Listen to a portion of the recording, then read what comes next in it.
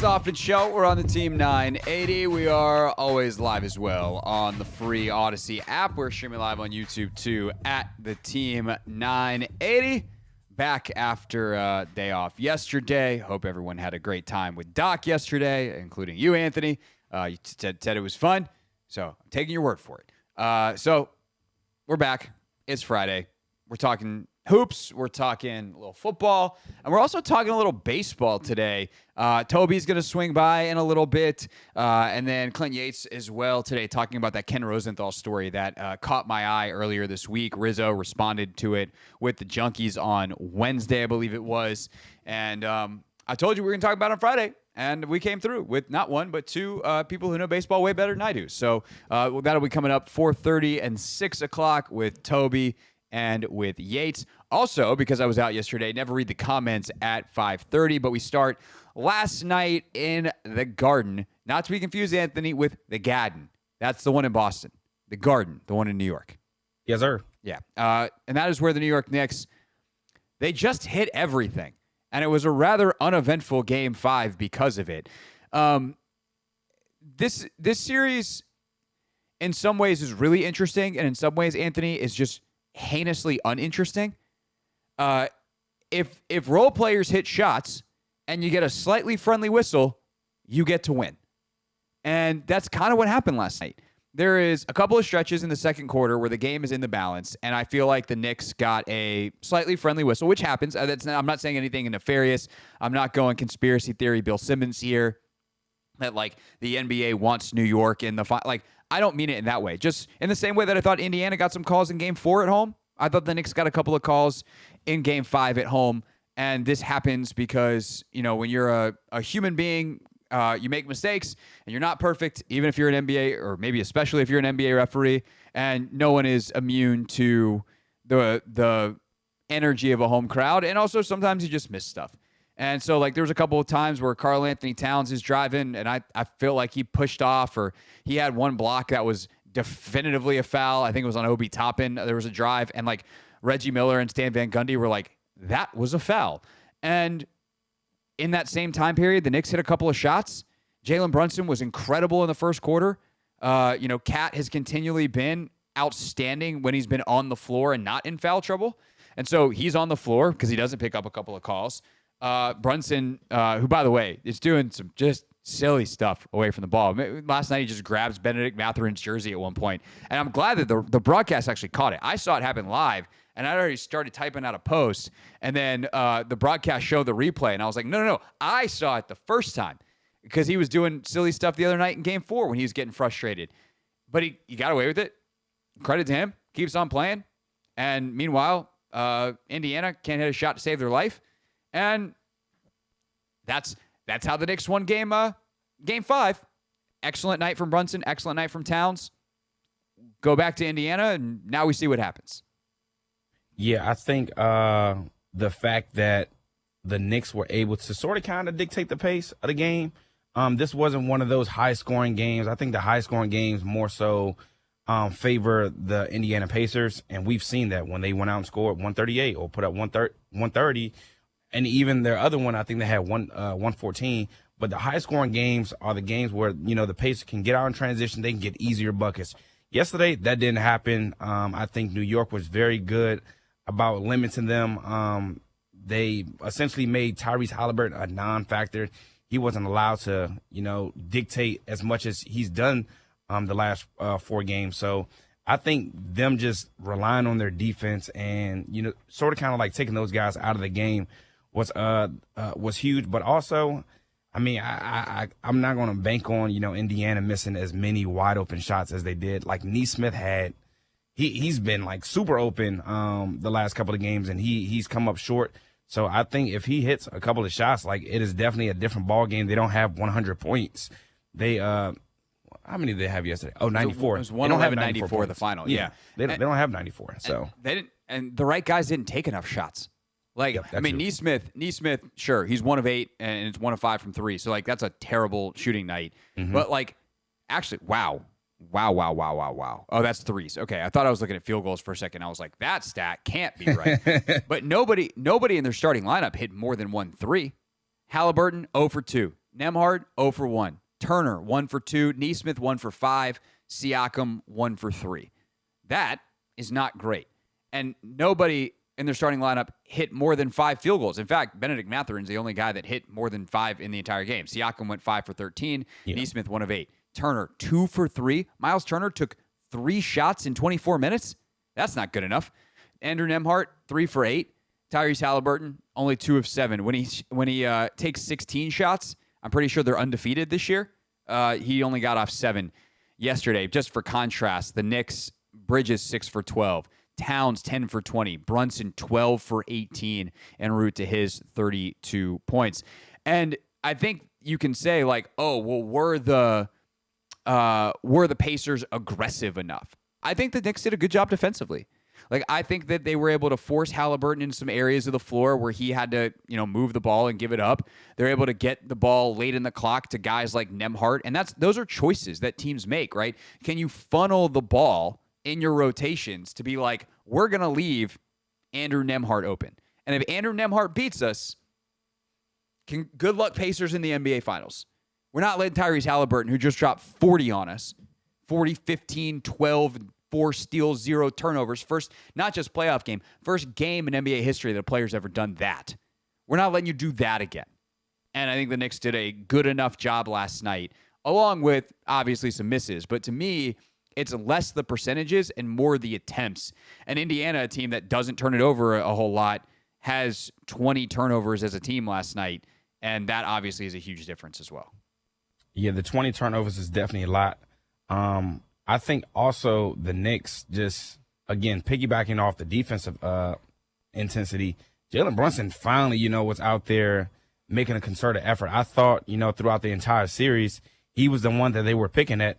And finally, yesterday, he actually defended pretty well, and he didn't allow a lot of easier buckets. So I think if they can bring that on the road, which they've sort of kind of struggled to do in this series or in the playoffs, like bring that intensity on the road, I think they can get the job done in Indy. I think it's going to be tough, but it's possible. It's hard to win in Indy, man. Well, it's tough. The thing, like before the show, when I was thinking about like what we were going to talk about with this, there was part of me that was like, hey, they've got to, it's the role players play better at home, so it'll be fine. Yeah. Like the Knicks, but I was like, oh wait, no, the Pacers won the first 2 games on the road in this series, and then there was a split in Indiana. So it's not just like, hey, the Knicks went back home, the role players played better, everything will be fine, or they're in trouble because they're going on the road now and everything's not going to be fine. If you're Indiana, you can't bank on the fact that you're going home and everything is going to be fine.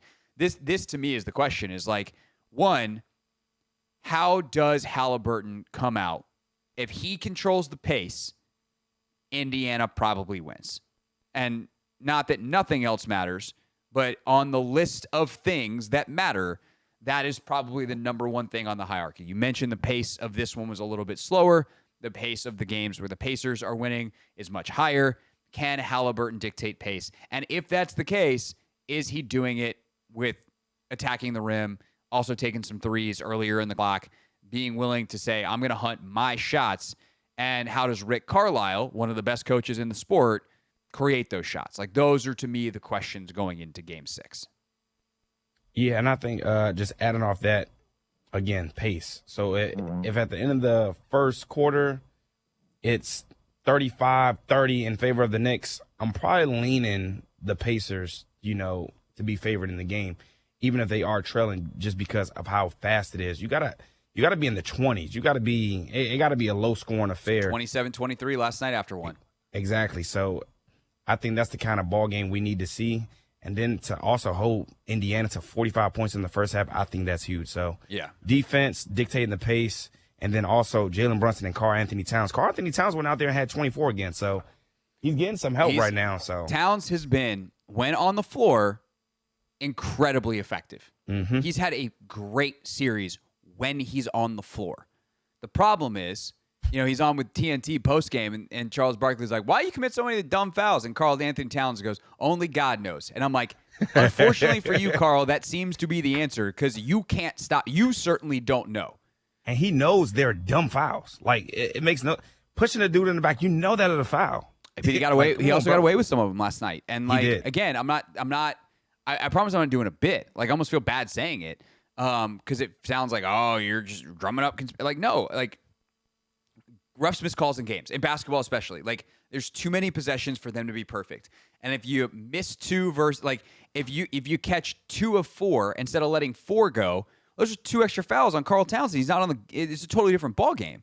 Like, the margins are small. That's the playoffs. And so the fact that he's got a little bit of a push there that could be called either way and isn't called, or a charge that isn't called, like, those things can change the series, because in many ways the best thing the Pacers can do is get Karl Towns in foul trouble. And if Karl-Anthony Towns is in foul trouble, then he can't destroy them. And if he's not in foul trouble, he's seemingly going to destroy them. Jalen Brunson also, destroyer last night again. 12 of 18, 4 7 from 3. Heck of a night from Brunson. When we get back, we're going to take one final look, since I wasn't here yesterday, on the Western Conference Finals, and more so put a post-mortem on the Minnesota Timberwolves season, and why, despite the fact that I kind of told you so on Anthony Edwards, I'm also not that mad at what he said post-game when a lot of other people are mad at it. Those things are actually related. I'll explain next on the Hoffman Show.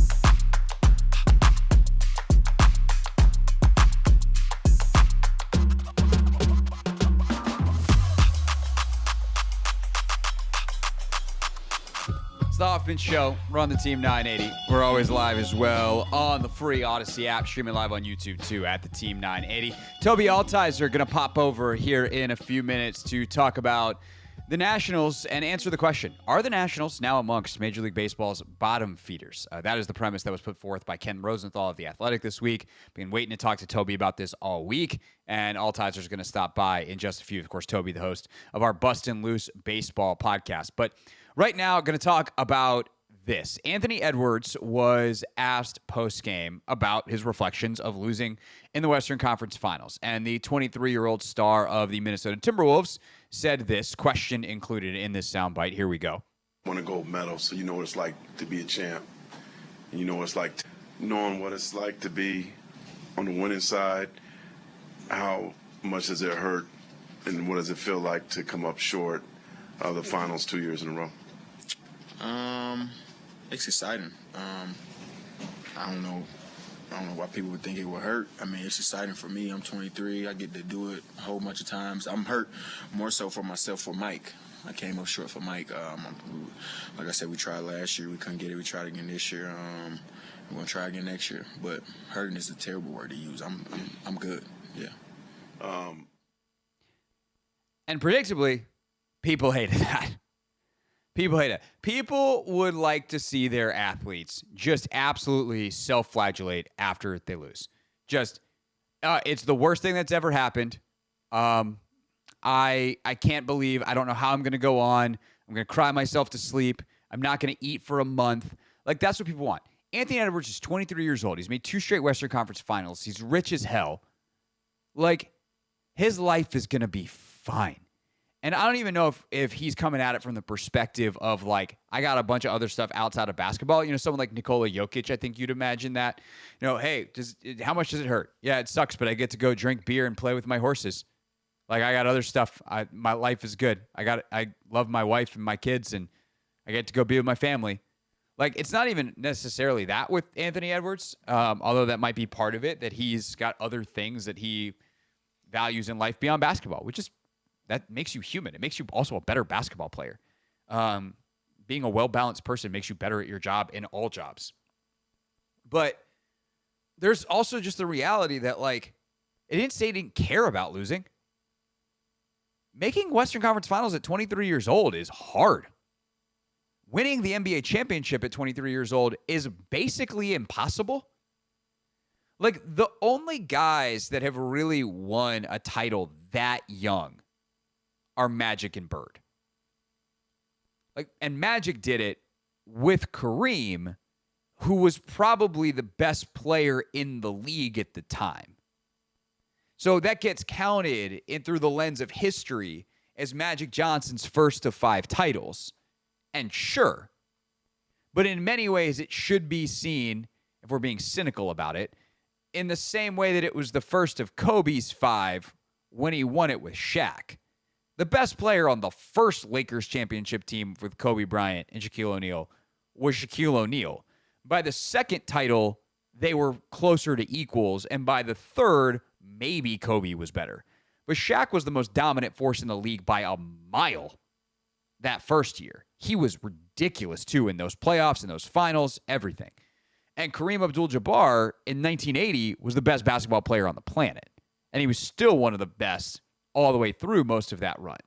So the idea that you just get to be the best player on a title team at 23 is not a thing that happens in reality in the NBA. This league is hard. And it's why, going back to the beginning of the playoffs, I said, like, hey, do we trust Anthony Edwards? And it wasn't like, do we trust Anthony Edwards to ever win a title?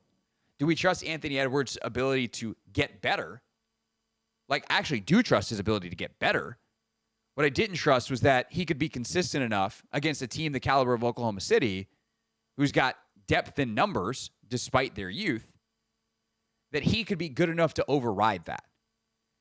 And that is just how this goes. Basketball, like Anthony, super LeBron fan, Anthony Haney. I need your LeBron expertise. What do you think was the peak of LeBron James's powers? Like, what year was LeBron James the best basketball player he ever was? I would probably say 2012, 2013 LeBron. Okay, so if we go LeBron James basketball reference, we're saying LeBron James is 2012 year. So they lose in 2011 to the Mavs. 2012 he comes back. That would track. 2012, 2013, and then actually both years he won MVP. 11, 12, and then 12, 13. But that 12, 13 year, he averaged a career high in field goal makes. He shot, that was the year he shot like 60% from the field, I think, right? He shot 56% from the field, averaged 26 points, 8 rebounds, 7 assists, a steal, a block a game. So yeah, well, that year works. It's crazy because looking at all the LeBron years, they all just blend together in insane goodness. Yeah, I was about to say was it 08, 09 when he averaged 30? Was it this other year when he led the NBA in assists in 2019-20 with the Lakers? He averaged 10 assists a game that year. It's crazy.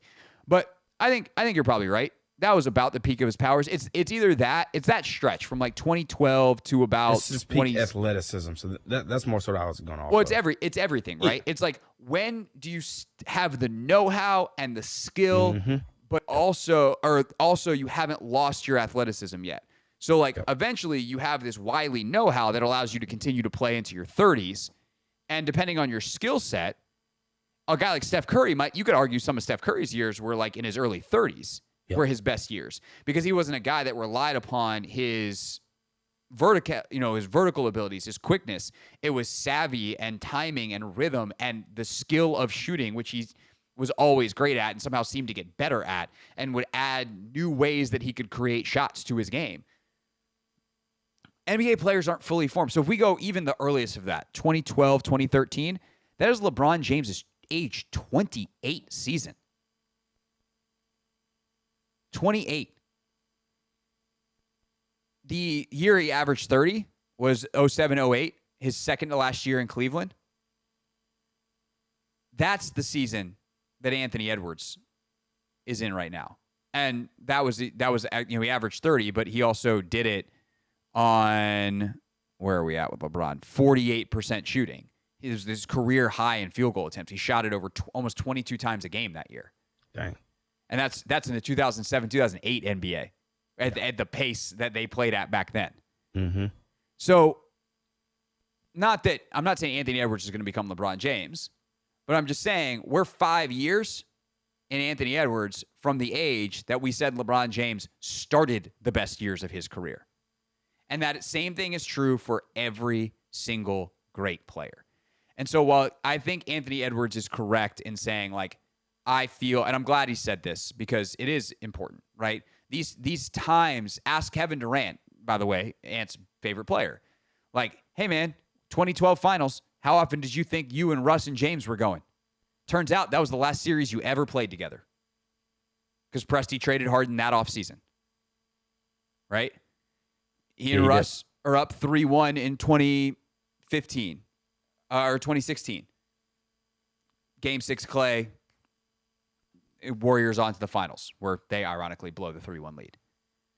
Like, these opportunities are fleeting. These opportunities are hard. You should cherish every single one of them. You should, if you're being realistic, have some hurt about the fact that you you got this far and didn't get farther. But also, Anthony Edwards is correct to be excited the fact that he has gotten this far twice in a row at the age of 23. that is a remarkable accomplishment because he is unquestionably the best player on these teams. And does that guarantee anything for next year? No, especially when the Thunder are the youngest team in the league and they are a behemoth. And Wemby's coming. And we'll see who else, see what the Lakers do this offseason with Luka and LeBron now together. Like the West is phenomenal. But I think Minnesota's in a great spot. And as Edwards continues to refine his game, as Edwards becomes a better leader, which is just going to happen as he gets older, or it'll happen if he puts in the work as he gets older. Like this franchise is in a good spot. But the beat up on Anthony Edwards because he's not self-flagellating that he didn't win a title at 23 is just a lack of acknowledgement of NBA history that says you don't win an NBA title at 23. When we get back here on the Hoffman Show, Tobi Altizer, host of the Bustin' Loose Baseball Podcast, talks to us about a story that made quite some waves in the Nationals world this week.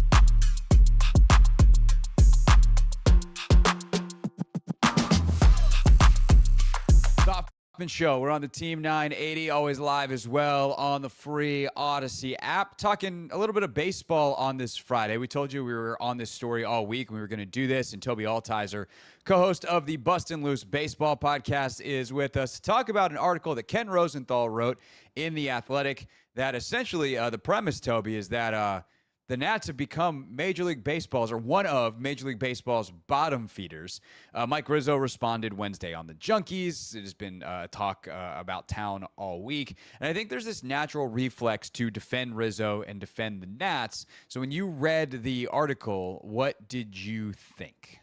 Yeah, so I think it was interesting because it's a weird timing for this, Craig, because you could have written this article 2 years ago, maybe 3 years ago, a year ago, and I think all of them might have been a slight bit more valid than right now, because I think actually the stuff that he says in this piece is all 100% valid. I don't know that there's a single thing that he says that's critical about the team that you could say that's not true. But I think some of the stuff has been addressed a little bit. Like he talks about not being able to draft and develop. 100% true. Something that's been a huge issue under Mike Rizzo. At the same point, over the last couple of years, they've actually drafted and developed some talent. And some of the guys coming up and helping out this team, like a Jake Irvin, is a success story. Someone that was drafted not in the first round, that was developed, now a part of the rotation. His last start was spectacular, going 8 scoreless innings. He's on the hill tonight in Arizona for the Nationals as a part of the rotation. That's somebody that didn't happen for a long time. So to Rosenthal's point, yeah, that's something that the other teams have happen all the time. The Nationals haven't. But it seems like they're starting to go in that right direction. But I think the bigger point here is all of the stuff is 100% true. Ownership is a problem that they're not spending, because I think that's what's frustrating for a lot of Nationals fans this year is you've seen this team be competitive. They've already won series against the Dodgers. They just won a series in Seattle where the 2 games they won, they scored 9 runs and they scored 7 runs in the 10th inning last night. Like, they're not that far away from being at least above 500, but you have to invest a little bit. Like, James Wood is having an incredible season in his first full go-round. Mackenzie Gore is the first pitcher this year to get to 100 strikeouts. So some of the stuff that they've done has been spectacular, but there's still that little bit missing, and I think that falls on ownership a lot of times. Tobi Altizer, Bustin' Loose Baseball Podcast over on 106.7 The Fan with us, or 106.7 The Fan and Team 980, contributor with us here on The Hoffman Show. So let's go there first, and then there's like a much bigger question that to me is like the big takeaway from the piece. To me is like the oh crap part of the piece. But have there been changes that Rizzo has made that have stemmed the problems? Like, are we seeing different results for a reason, or is this just drafts are crapshoots? He was bad. Now, hopefully, he's going to go on a heater, and that is how the averages will work out. Or have there been structural changes within the Nats R&D and scouting departments? Yeah, there have been some changes. A couple of years ago, they moved on from some of their scouting directors and scouts, and they brought in a guy from the Orioles to help out with the draft, which I know the O's have kind of been a disaster this year, but something that they nailed throughout their rebuild was the draft. Finding guys like a Gunnar Henderson, who's one of the best young players in the second round, right? So finding guys like that and bringing them in. So they've made some changes. Mike Rizzo's still at the top, obviously, and he's still got final say, but they've made some changes in terms of development, in terms of drafting. So I think that's why you're seeing some of those changes. So the bigger, like, oh crap point that I have not been able to get out of my head all week is basically that, okay, good things are starting to happen now. And Rosenthal acknowledges some of this in the piece, right? He names some guys that are coming up, some guys like Wood that are already having great seasons, some guys, Brady House, who are in the system and starting to emerge as real major league threats, or either threats as like they're here and starting to do good things, or like they are going to be in the major league soon. But then the timeline is ticking on guys like CJ Abrams, where it's like, well, yeah, but then by the time those guys are ready, guys like Abrams are going to hit free agency, and you're just going to cycle through another round of churn, and no one's actually going to be good enough on the Nationals at one time to be a competitive baseball team. And the premise there is that a lot of these guys are Boris clients. They're going to get to free agency, and the Nats are not going to be able to afford them. Is that part accurate? And if so, how concerning? Like, how many alarms of the fire are we talking about here? I think with a guy like James Wood, who just got to the majors last year, and this is his first full season, I don't think the alarm bells are going off just yet for him, although he looks like he could be a superstar, like a legitimate superstar, and someone that we're talking about as a top 5 player in the sport in the next couple of years. He's so good. CJ and Mackenzie are starting to run into that realm, like you're saying, where I think Mackenzie becomes a free agent after the 27 season. CJ's a free agent after the 28 season. And so you've still got a little bit of time, but if you're going to continue to go down this road where you're not spending big amounts of money, then the big-time reinforcements for this team are here. Dylan Cruz, like you talked about the names already that are here. There's one other guy that I think is coming down the line that should be here at some point this year. That's Brady House, who's one of their top hitting prospects at third base. And so him coming in should give you a little bit of a boost. But, I don't think Brady House is going to make a bigger difference than, say, spending $30 million a year on a starting pitcher, right? So getting a guy, like if they could have gone and got Max Fried, that's going to be a bigger thing than Brady House coming in here and helping. So, yeah, I think you run into that problem, Craig. That's the reality of things, where if you're not going to spend money, my thing here is, and my big takeaway from this, is the Nationals need to look themselves in the mirror and make a decision on how they're going to operate. They're in a big market, believe it or not. The way that they spend, you know this, I worked in Milwaukee. They spend like the Milwaukee Brewers, where they're a small market team, but I was breaking this down the other day. So I wanted Max Fried as a name that I brought up as a free agent. and he's getting about $28 million a year from the Yankees, a little more than I thought, but still someone that in the past maybe the Nationals could have been in on, similar to like a Max Scherzer type of deal. Instead, they're not, and they're acting like a big market team in that they don't have that pitching lab or something like the Guardians or another team that's a small market operates like. The Tampa Bay Rays, they don't spend money in free agency. They spend money on R&D. They spend money on finding ways to get that edge where they can't pay their players, but instead of paying $28 million for Max Fried, pay $12 million to build a pitching lab like Wake Forest has, or something like that, where you can say, look, if we're not going to be able to sign the big-time free agents, then let's go ahead and start operating as such and find that little edge. And I think the issue that they're running into is they still operate like a big market without spending the money like a big market. Because I think Rizzo, when you think about big market general managers in the sport, they do a really good job of free agent contracts and trades. That's how they make their money. And draft and develop is something that, unlike other sports, you can't trade your draft picks. So you still have to hit on those. There's no excuse on that. And that, I think Rizzo would be honest with you if you got him, just understood like, hey, man, you haven't been good enough. I think he would understand that as well. But I think in trades and in free agency, when he's actually had the money to spend, he's been good. But they're not doing that right now. So it's just a problem. So that gets to kind of like the next phase of this, which is Rizzo's response. And he said, like, ownership has proven in the past they will spend money, and they will spend when it's time to spend. And that, I think, is where a lot of Nats fans who are being protective of the team, or who, if you want to call them homers or like whatever, if you want to take the pro Nat side of this, is like, yeah, okay, well, when it was time to spend on, not Ryan Zimmerman, who am I? Strauss. Jason Worth. Like, yeah. In terms of like the jump start on the free agency, then obviously they spent on Scherzer. Like, when it's time to spend, they'll hit the gas. And that was what Rizzo essentially told the Junks on Wednesday. My question would be, like, one, do you believe them at this stage? And two, has there been harm done by not doing it yet? Or if they hit the ground running next year and open up the checkbook, then is all forgiven and the Nats are going to be good for a half decade or more? So a couple of things. Their time to spend, in my opinion, was this past offseason. Maybe they look at it as one more down the line because you'll have a full year of James Wood, see what he's like, and he looks every bit as good as you could have thought. You'll have a full year of Dylan Cruz. You'll have a full year of these other guys. But to your point earlier, the clock starts ticking on guys like Abrams and Gore that have been here before. So I don't quite understand why they would say, let's wait. So to me, I've actually held out that reservation of getting on ownership about spending the last couple of years, saying, look, I don't think that it's just quite the time yet. There's no point in spending on a guy where you're going to be paying this guy $30 million a year, and maybe he gives you 4 or 5 more wins, but you're still a 75-win ball club. The Worth signing was a perfect timing where they were getting close to being good, and then, he was signed in 2011, 2012. They're in the playoffs for the first time, and they're one of the best teams in Major League Baseball. So it was a perfect timing for that. I thought this year would have been the timing for that because you could have timed it up with helping out some of these younger guys in their first go-round. Maybe they look at it as next year. I think what Mike Rizzo's doing there is he's covering for ownership, frankly, and he does a good job of that because they have shown in the past that they are willing to spend. But it's also a completely different world, Craig. I mean, the reality is they won the World Series pre-COVID.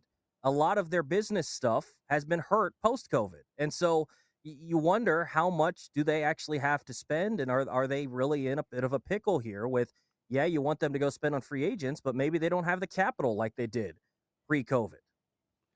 So then there's, I guess, the final part of this, which is Rosenthal's conclusion, statement, whatever, posit that all these guys are gone, that Abrams, Gore, like when they hit free agency, that's the last you'll see in a Nats of them in a Nats jersey. So if you bought a Mackenzie Gore, CJ Abrams jersey, enjoy it while you can, but in 5 years, he's going to be wearing a different jersey than you are.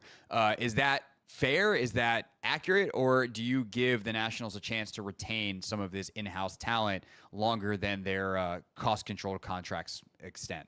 I mean, the way things are right now, Craig, there's no way that you can say that they're going to stick around. And frankly, when you look at the history of this team, you could build darn near an all-star team of guys that have left, and the guys that have been retained are few and far between. It's a Zim, it's a Steven Strasburg, which turned out to be a horrendous contract.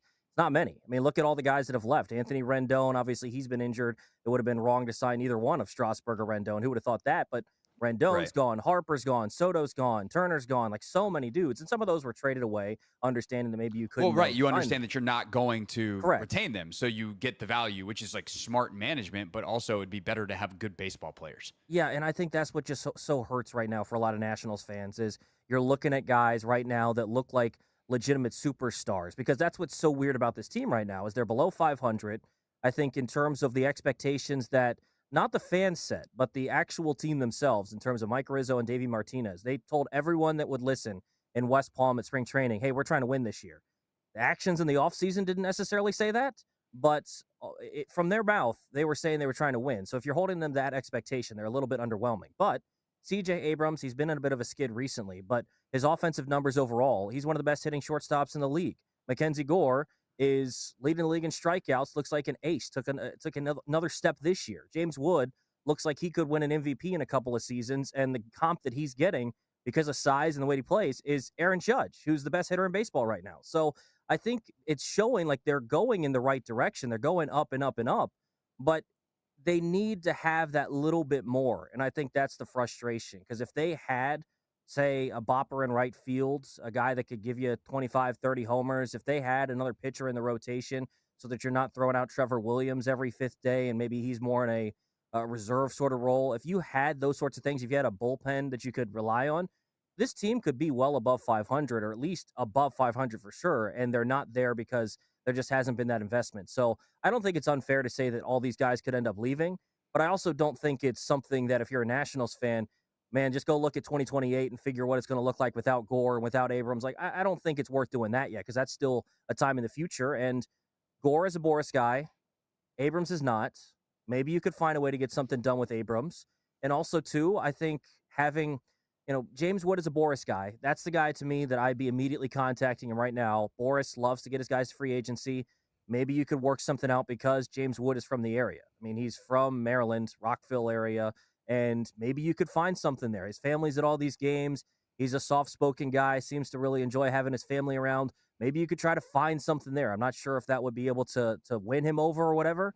But, yeah, I mean, I don't think the premise is unfair, but I also don't think, for a Nationals fan that you should be doom and gloom right now with a team that's actually pretty exciting to watch. We'll see if they can keep it going, and maybe they get to that 500 mark, and who knows by the end of the season if they're messing around at the bottom of the wild card standings and they're in the picture. Maybe we could have an exciting, September. Although then again, these days we're not as nervous about having a bad September on the football side of it. So at least Correct. we'll have that to talk about. But Tobi, he's got a podcast, and let me tell you, when the team's bad and you're doing a podcast, we had some rough years to take command, Tobi. I know how you feel. Oh, yeah. Bust and Loose Baseball. It's there for you, win or lose. Bust and Loose Baseball, Tobi and Grant Paulsen. Check it out on the Odyssey app or wherever you get your podcast. Thanks for doing this, man. Appreciate it. Always great, Craig.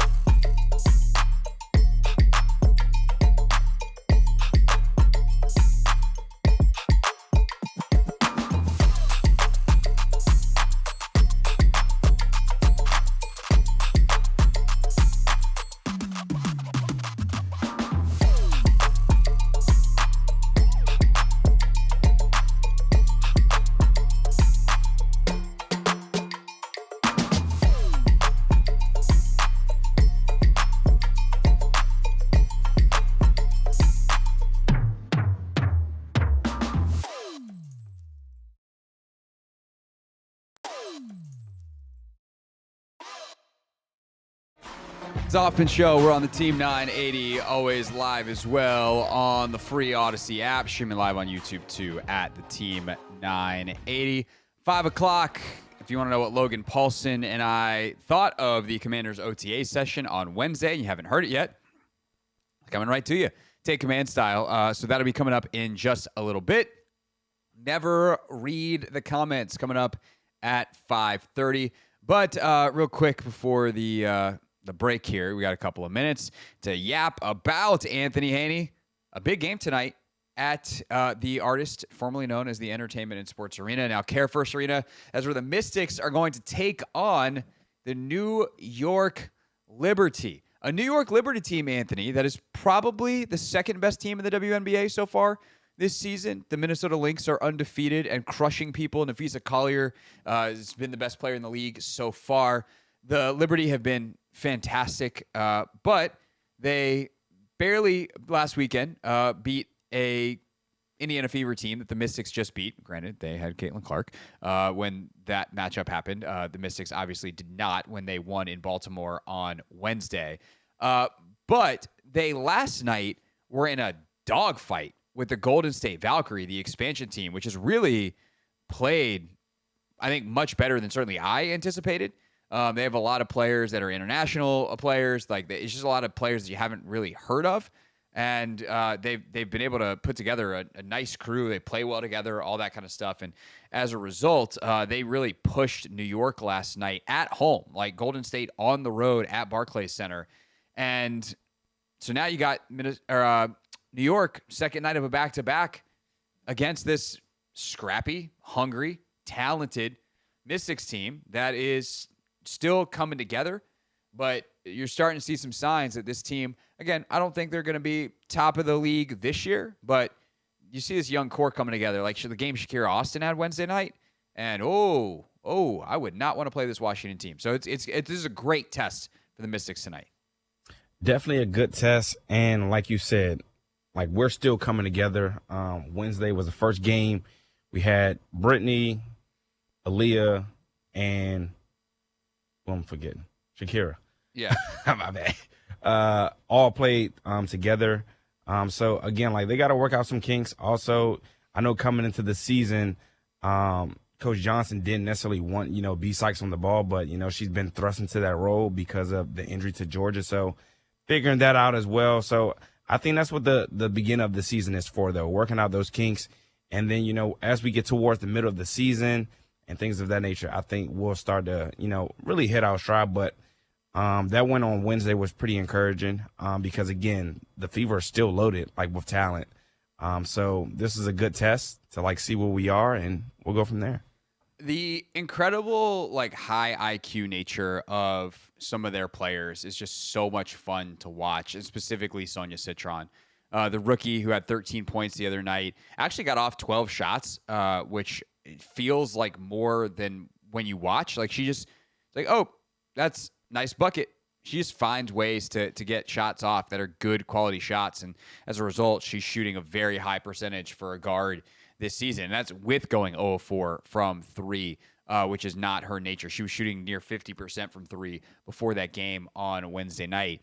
But you said Brittany Sykes, a.k.a. Slim, she has been sensational this year. She had one really bad game, but that's it. It's otherwise been above 20 points, one of the top scorers in the W. And it really comes down to a couple things, I think, for Washington, and especially tonight.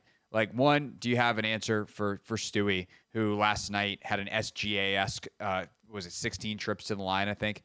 Something like that. So can you play her without fouling? And can you not turn the basketball over? Sykes, even on the win the other night, 21 points, love that. 9 rebounds, love that. 7 turnovers, not ideal. But this is someone who's not used to handling the ball at point guard levels and was not supposed to necessarily this year. So that's going to be a continued thing. And I think as you get Shakira and Aaliyah back up to their full complement of minutes, you maybe make some tweaks to the rotation. Currently, those two are coming off the bench because the starting lineup is playing so well together. But if you start to make some tweaks and you have some different players that can handle the ball more, even if it's as bigs, where you trust Aaliyah and Shakira to maybe make a few extra decisions or even ISO and take a couple extra possessions away from Slim, I think that's going to be an interesting thing to watch as this season goes on, and certainly something that we'll watch tonight. Also, heck of a test for Citron and Slim tonight, guarding Sabrina Ionescu, who's having a phenomenal start to the season. Got to stay on her. Got to know where she is at all times because she will let it fly from 3. 7:30 tip-off on Ion, which means we do not have the play-by-play here tonight on the Team 980, but you can watch Christy and Megan call the game on Ion tonight if you are interested in that. We'll preview the rest of what's happening this weekend later on in our weekend preview, but next, Commanders OTAs recap. You got to hear what Logan Paulsen saw the other day when we were out in Ashburn next here on the Team 980.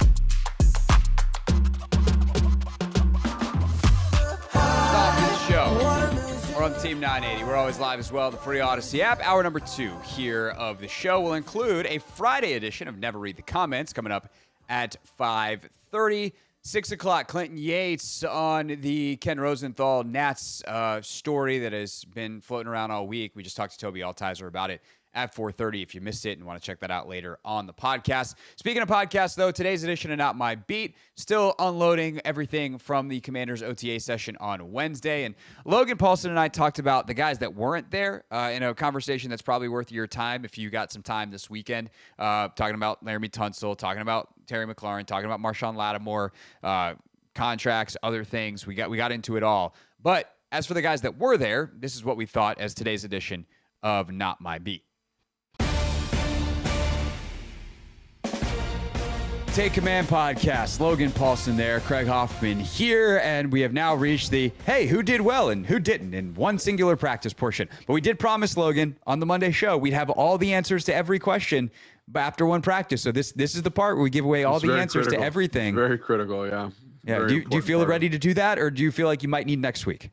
I might need a couple more weeks. We'll see. Maybe a couple more. Maybe when we get in a regular season, we can start talking about something like that. That probably sounds like a better plan. All right, here is what I took away from yesterday. And when I say I took away, what we took away, because we actually, once you got done doing the Live Look show, which was great, you and BC doing that for all the open portions, which was nice. Is a lot it was nice to be with you in person. Usually we're here like this. Yeah, so it's nice to see you. Yeah, I'm like, oh yeah, he is tall. So we actually watched the team portion of practice together yesterday, and I think there was like two main, like, hey, that guy had a good day or something positive that stuck out to me. There's obviously other smaller ones, but like when they got into 7-on-7 in the 2-minute, and Jaden Daniels is out there getting guys up to the line, getting stuff called. The command he has was just such a stark reminder of why he is so special. Like the talk coming out of yesterday about him is like, oh, is he a little thicker? Is he a little bulkier? Did he put on a lot of, like, the questions and answers in the press conference were hilarious and how uncomfortable they were. Just a bunch of sports writer dudes and ladies asking Jaden about his biceps. But the functional thing I took out of yesterday was like, man, that guy's so smart. The command he has and just the natural nature that he has as a football player is really, really special. Yeah, and it's like the little stuff. I mean, this is day one, maybe some of day two. I don't know the exact level of install, but it's very basic. And so obviously there's not a lot of diversity in terms of what they're running. But man, like I forget what the concept was, but it was a full field read. So basically he starts to his right and then kind of it's dead. It's the next one's dead. The next one's dead. But his ability to just get through the concept so incredibly fast was it reminded me of how good he is at that stuff, right? How he's able to recognize the look, recognize the coverage, understand where the ball needs to go while also not compromising his footwork and his mechanics. The other thing is just tight window throws. I think it was in 2-minute, great completion of Bates, kind of right over the ear of the linebacker. He just does stuff like that all practice. Now, was it a perfect day? No, he throws an interception. We'll talk about those in a second. He misses a throw to Luke. But even the miss to Luke, I really liked because it's cover 2. He's trying to make a whole shot in the tight red. Like, he waits on it. He understands how it's going to clear, how it's going to distribute. He doesn't stare it down. But again, like the understanding, the mastery, they had a 2-minute situation where he gets up to line of scrimmage and he's able to call and signal a new formation immediately. Like, it was crazy how fast he was able to do it. And again, that's a testament to Cliff and the offense also. But yeah, man, it feels like you're watching a guy who I don't know how he gets better from last year because it was such a good year last year, but is going to find a way to do it. And it's one day. I don't want to overstate, but the quick release, the mastery of the offense, the natural playmaking feel and instincts, like it was maybe because we haven't seen it for a year or for 6 months or whatever it is, but just seeing it again, you're like, damn, like he's really good at football. It's like calmness meets speed in a way that's just like that. Those things don't go together. It's supposed to be urgent. It's supposed to be rushed. It's got to be fast. It's got to be quick. And it's just like, no, we are operating at peak efficiency. Yeah. And this is where our heart rate is at 98. Like, we're 68. Like, it's crazy. That time where he got up, I mean, you literally just like smacked me and was like, do you see that? And I'm like, yeah, they lined up in 4 seconds and got another playoff. Like, it was is pretty impressive. Yeah, some of the throws that he missed, okay, like he misses that whole shot to Luke and the front pylon in the end zone. That should have been a touchdown. He was also really mad at himself, and he seemed to be a little ticked at DQ because I don't know what the situation was, but I feel like he thought I think it was third down, right? Yeah, I think he wanted another play, and DQ was like, nope, that's it. And he's like, but I want another play, which you love to see the competitor come out in him, and it's not that big. Obviously, it's not even not that big of a deal. It's not a deal. It's exactly what you want from the coach. It's exactly what you want from the quarterback. And then some of the interceptions we can talk about, just getting on the same page as guys. There's one that he throws where Gallup slips, and there's another one he throws off Gallup's hands.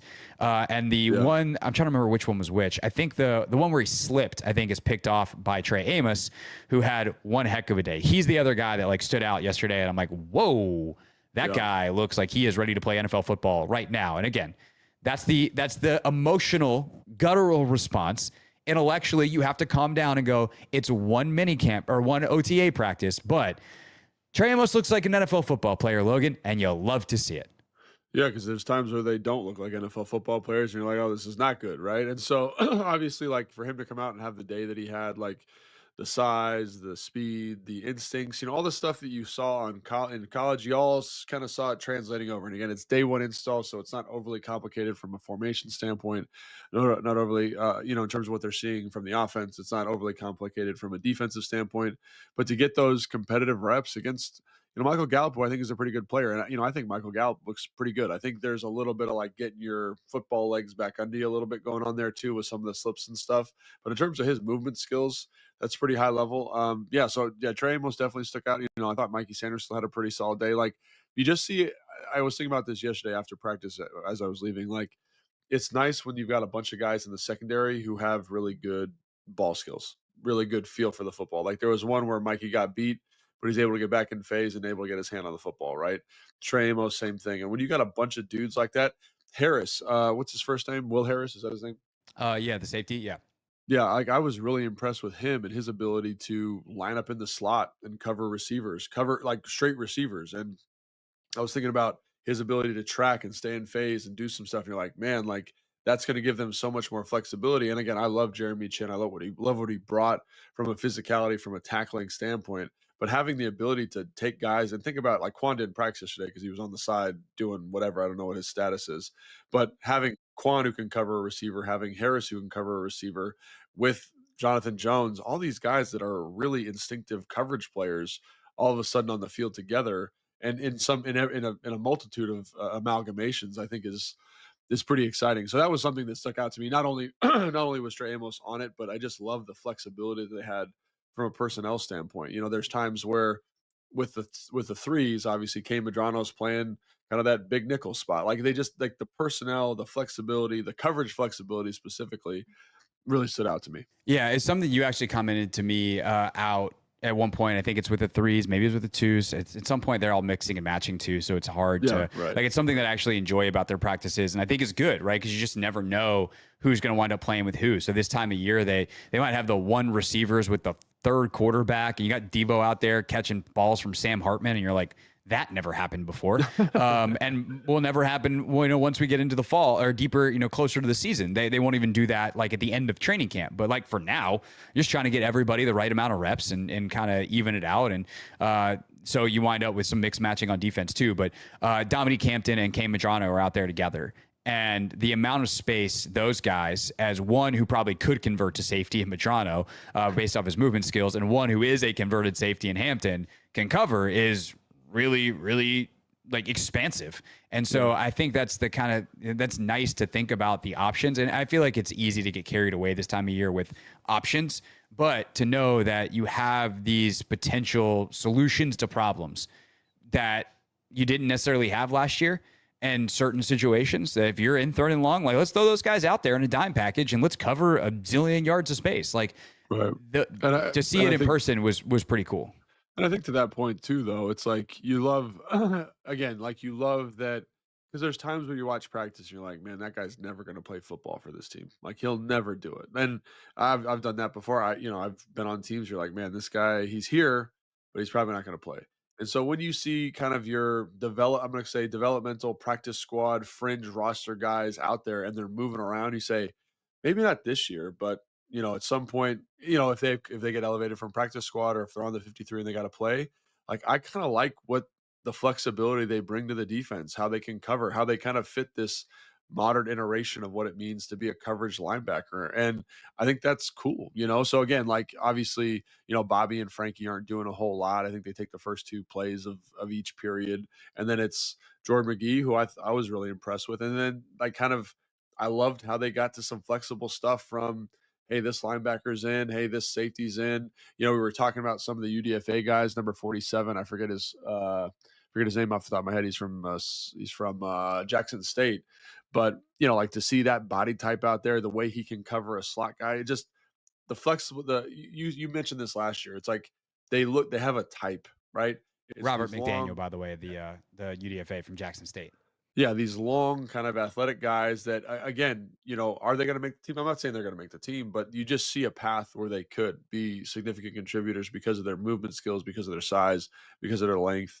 And I like that. I like that feels different than it's felt in past administrations that I've covered. And watching that from the defense side of football, I thought was a lot of fun for me. Yeah, for sure. Some other, I'd say, notable things. Mikey playing predominantly in the slot. Now that could change next week. They could kick him back outside, and I'm sure he will cross train over the course of camp. But Mikey, I think, looked really natural in there, and that's something that I'm going to continue to watch all the way through training camp. And I think at times will probably fluctuate during the season. Like playing in the slot is hard in the NFL. He's not going to come out and be Pat Surtain, but inside. Like that's just not going to happen because Pat Surtain's one of one in the entire league, on the outside or the inside or wherever you put Pat Surtain. But like Mikey, you see the movement skills, you see the confidence. Obviously, again, it's 7-on-7. It's pass. He's not having to play the run at all. But I think seeing some of that was good. But also you saw it all in one play. The play that you talked about earlier, Jalen Lane crossed him up pretty good. That was a good route, and I think there was a chance that Mikey could have gotten flagged on that for a hold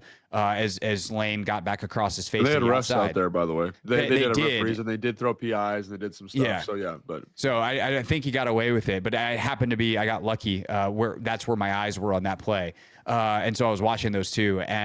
But Mikey did a great job of getting back in phase, and you see the ball skills, and so I think that was a notable thing from yesterday. I think, some of the receivers, Ja'Cory Brooks, the Louisville kid, had a big catch down the field late. He had another one where he got a ton of separation and the ball went right through. It's like he had a bread basket with a hole in the bottom. So there was one of those, but he made a big play in the 2-minute late. I think that was from Marcus. It might have been from Sam, but it was after Jaden was done. So you saw some guys with some real potential, some real pop. The kid Jones, number 10. he showed up a little bit. Yeah, he's got juice. I don't know if he can play football at all, but man, he can run. And he's getting out there running around, big dude. So a couple miscommunications with the quarterback, some of the young guys. Yeah. But So I think you see what you said in terms of like the type. There's a lot of similar dudes out there running around, and then it's just how well do you execute. That's going to be the determining thing of who makes the team and who ultimately plays. Yeah, so those are a couple guys on the bottom, but I thought it was really cool to see Debo out there running around, like running from the slot, running from the perimeter, kind of having some good chemistry and some good confidence, I think, with Jaden already, and I think that was cool to see. And the other thing you mentioned, Lane, like there was a couple times again, like he's a little, I don't want to say stiff. Stiff's got a negative connotation, but he's not the most natural route runner all the time. I will say when he catches the football, though, he can cross lines. And what I mean by that is like you could see guys like safeties taking angles to tackle him, and he would just break the pursuit angle, right? And so seeing that speed show up is a big deal. And it's cool that they've got all. And the other thing, Terry's not here, but Noah Brown I thought had a really solid day. Like his size really stuck out to me. We mentioned Debo. And I just your boy Strachan, 84.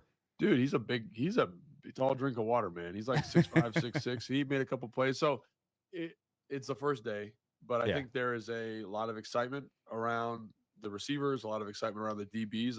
The coverage group just looks so much deeper than it's looked in the last couple of years, which makes sense because they've gone out, they signed free agents, they've done some good stuff. And again, like I like the weaponry, especially when you think about Terry entering that mix. And again, who knows how the bottom, 2, 3 guys of that roster are going to shake out in terms of receiver, but it was cool to see. And then tight ends, man, there are some big freaky dudes playing tight end. Like, I mean, holy cow, like Tyree Jackson. That's a big dude. Like they were a little short of receiver because Terry's not here and someone was nicked up. So he's playing like F and he's lining up in the slot. and running like high crosses. And I was like, for a guy who's like 6'7" to be running like that was impressive. Cage is the other guy that they brought Yeah, in. I think he was Cager, the new- 89. That dude is Yeah. what an athlete. Holy Yeah. crap. Moves well, and all of a sudden Colston Yankoff, his ability to kind of move and sink and do some stuff, and you're like, man, that's like all of a sudden becomes a really competitive room. You know Well, what I mean? Everyone's and talking yet, about and yet, first play of 2 minute for the ones. Who's getting a 20-yard gain? Old man Zach Ertz. Johnny Bates. Well, no, old Oh, man I- Zach Ertz is out there on the first one, and he's of course he's wide open in a key situation, getting open for Jaden and running down the he field. crushed. I mean, for being how old is he? 34 now. Yeah. 35. Like his route He's running so good. nuance, his savvy, like that was great to see him out there. And again, talk about a guy who probably doesn't need to be out there, but is taking reps in 2 minutes. Like I was like, I wonder if he's on a pitch count, but he's taking every rep he can. Bates had a nice catch. And I like that group a lot. And all of a sudden, again, that bottom half, like Cole Turner, we didn't even talk about. He came out with the Yeah. blacked out visor. Yeah, he's Like, what are wearing we 88 doing? now. He's like 85. Cole Turner's dead. I'm wearing 88, and he looks bigger. Like he looked. This is what year 4 or 5 of the Cole Turner experiment.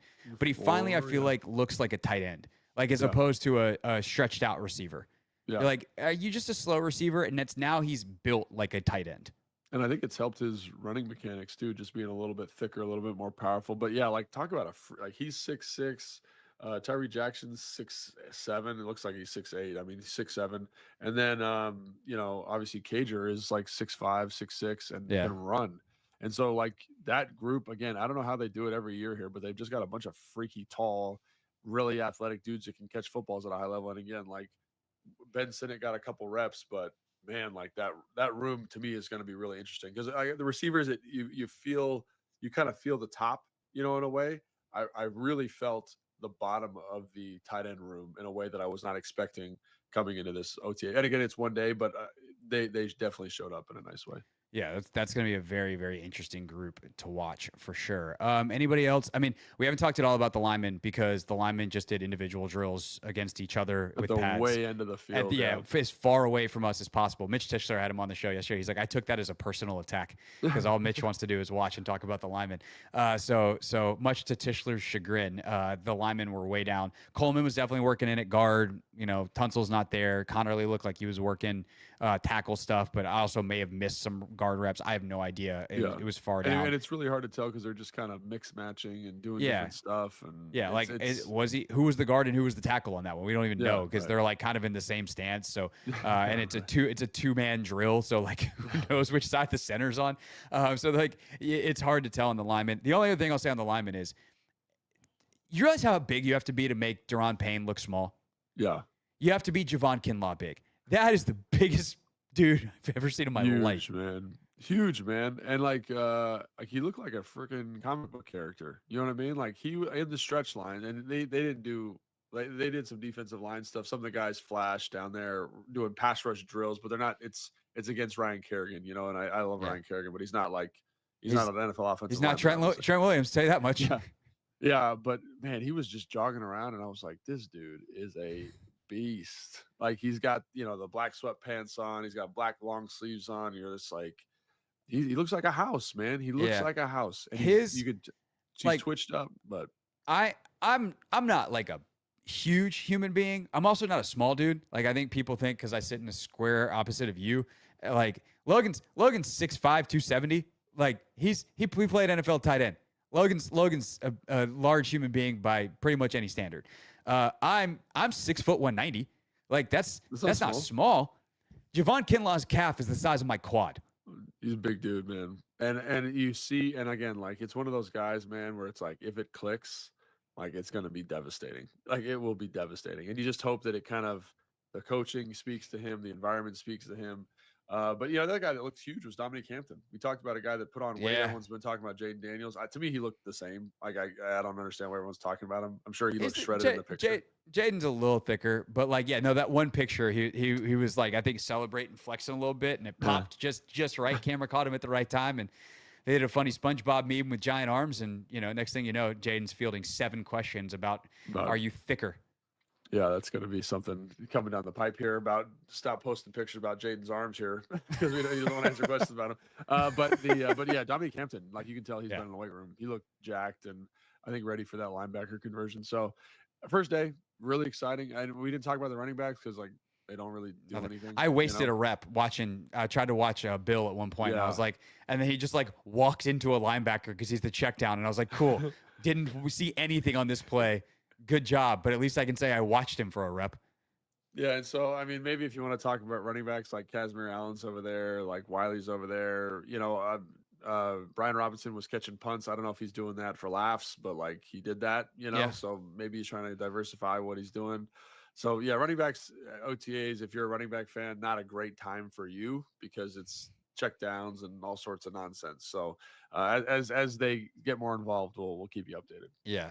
Eventually they'll get to 9-on-7 and 11-on-11 stuff, and there'll be no pads, and they're going to score touchdowns in every play. So you can get to be excited then, because that's how finish. I just have nightmares of Randy Jordan for 9 years yelling finish. Yeah. Which now I'm sure that's whatever. Anthony Lynn will probably actually Anthony Lynn doesn't really yell. Someone will yell the same thing because that's how OTAs work. All right, that's our show talking about OTAs. When we get back on Monday or Tuesday, whenever we sit back in these chairs, we will do another mailbag episode. I think we are also finally, Logan and I have committed to doing this. We don't know exactly when, but at some point in the next 7 days, we're going to do our first Football 101. And it's going to be building off of our conversation about X and Z and Y, or X and Z receivers on the last episode, because Evan, our producer, did a phenomenal job of inserting some graphics into the YouTube version of the show, just saying like, hey, this is X, this is Z. But like, what happens when there's a third receiver on the field or you're in 4 wide? And so we're going to get into a deeper explanation of some of the receiver positions and the nomenclature and all of that kind of stuff. Logan just found an old playbook, so we'll draw some stuff up, and that'll be on YouTube. So make sure you subscribe to us at The Team at 980 and at 1067 The Fan. I'll probably post that one too at Craig Hoffman. So look forward to that. Look forward to your mailbag questions for early next week, and then back to OTAs at the tail end of next week. For Logan, I'm Craig. Thanks for listening. Subscribe if you've made it this far and haven't already, and we'll see you next time on Take It. Yeah, do all those things. Subscribe in all those places. What I just said. Coming up next here live on the radio. Never read the comments on a Friday on the Hoffman Show.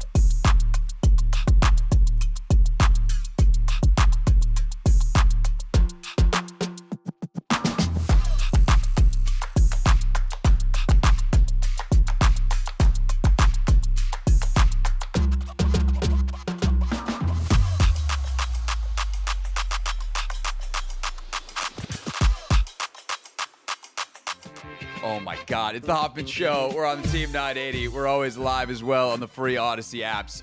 Free Odyssey app. Just one Odyssey app. We're live on YouTube too. That's not an Odyssey app, but it is another app you can watch us on. Can't watch us on the Odyssey app. You just listen. Anyway, you all know that already. We're about to do Never Read the Comments. And Anthony, you just told me a story that happened during the break that I feel like you never read the comments. Did Danny Rouillet in real life? Yeah, sadly. So how did it come up? So the question was, when was Danny Rouillet born? So no. So my brother had sent me a song. This is an oldie but goodie. Craig, I'm not sure. Do you know what an oldie but goodie is? Yeah, it's an older song that's good. All right. Yeah, it's pretty self-explanatory. What? How many more people do you want to insult today? You got Danny's age and my intelligence. What's going to be your trifecta? All right. So Danny thought it was a song from 2004. So I want to go check the song, and the song that I'm talking about is Straight from the Heart by Con Funk Shun. And it came out in January 1st, 1981. So I look up to Danny and I'm like, is this song as old as you? And then he was like, it's younger. I was like, younger? And then, so I'm like, 1980? And then he raises his eyebrow and tells me to like essentially keep going. So I'm like, 1979? And he said, yep. And I said, damn, you are one old mother, yeah. And then, I made him feel a little bad. So I apologize. You think? I apologize, sir. You think? Jesus. I didn't know he was that old. You said. I didn't know. I mean, in some ways, it's a compliment. He clearly looks younger. Yeah, he does. Acts younger. Oh. Also, I just figured out all the Wizards' problems. Danny Rouillet was born 1979. Sorry, Danny, we're gonna have to exterminate you. The good thing is your basketball team might finally win. All right, that was a joke, everybody. That was a joke. All right, let's get to it. It's time for Never Read the Comments. We tried to warn them. They didn't listen. Every week, the Hoffman Show goes into the belly of the beast. We read those comments, baby. Never read the comments. All right, we take the show, we take the best of it, we put it on YouTube on demand. You can also rewatch the entire thing live at the Team 980, but you can also check out at Craig Hoffman and at the Team 980 clips from the show. Also, we got some comments from some of Take Command this week as well. Full episodes also available at the Team 980 and clips at Craig Hoffman. Starting with this one, Anthony, someone was watching the show, and someone, again, I just read them. I just read the comments and read the screen names. At Excuse the Hebrew says, Anthony bleaching his skin, or is the light right over his head? Bleaching my skin. I guess the camera must have been really washed out one day. I never think it's that bad. Yeah, I think it's right here. It's right actually. there. Yeah, it's right yeah. And I responded from the Team 980. So secret's out. On this particular comment, this was the genius of your boy. I go, nah, it's just his aura. There we go. I'm aura farming. Yeah.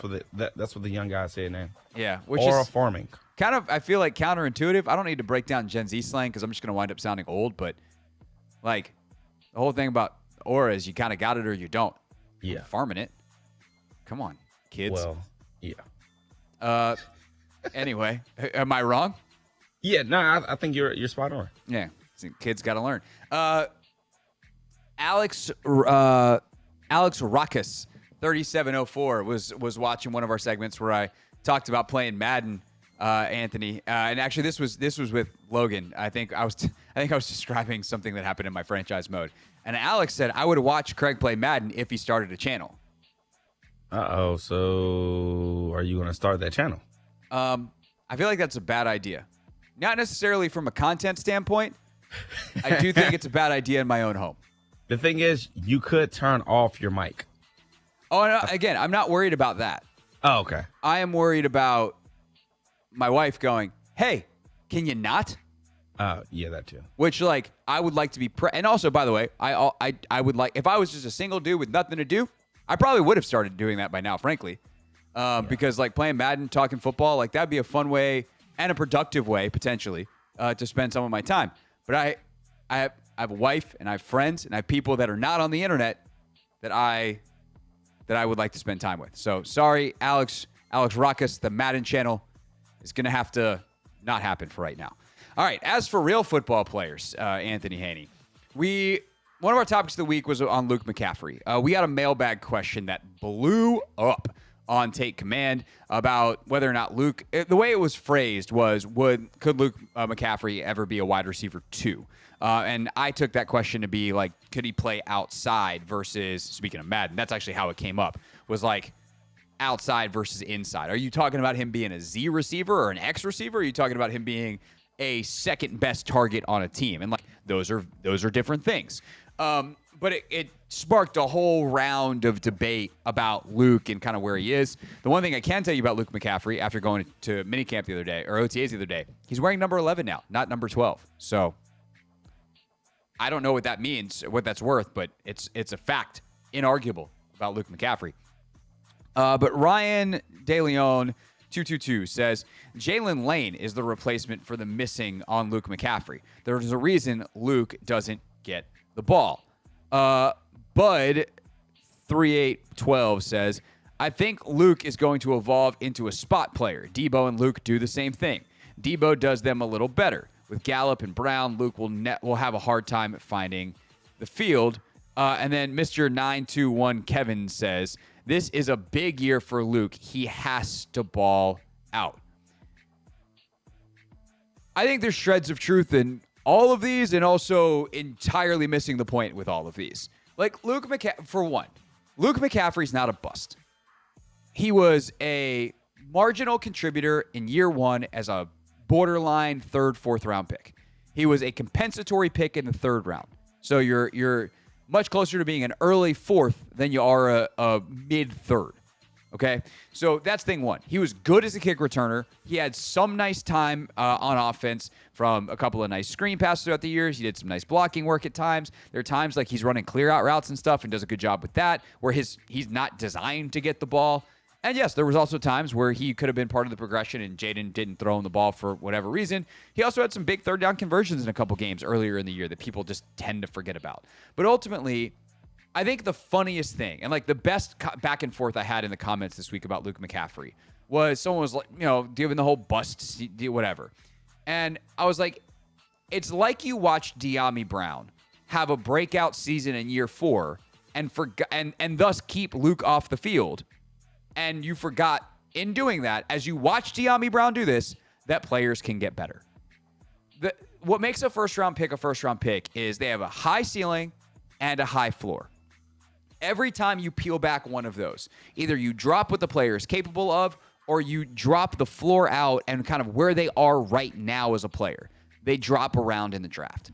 Luke McCaffrey's ceiling's actually decently high based off his athletic profile. He is 6'1", 6'2". He ran a 4.46 40. He had a really good 10-yard split. Like athletically from a juice standpoint, he's not 4.3 fast, but he is 4.46 fast, and that's pretty quick. He plays really hard. He studies really hard. He works really hard. That puts a certain floor underneath him. He's also been playing the position for a year and a half, 2 years, because he was a quarterback first. So he's got a lot to learn and very little feel for what it means to be an NFL receiver.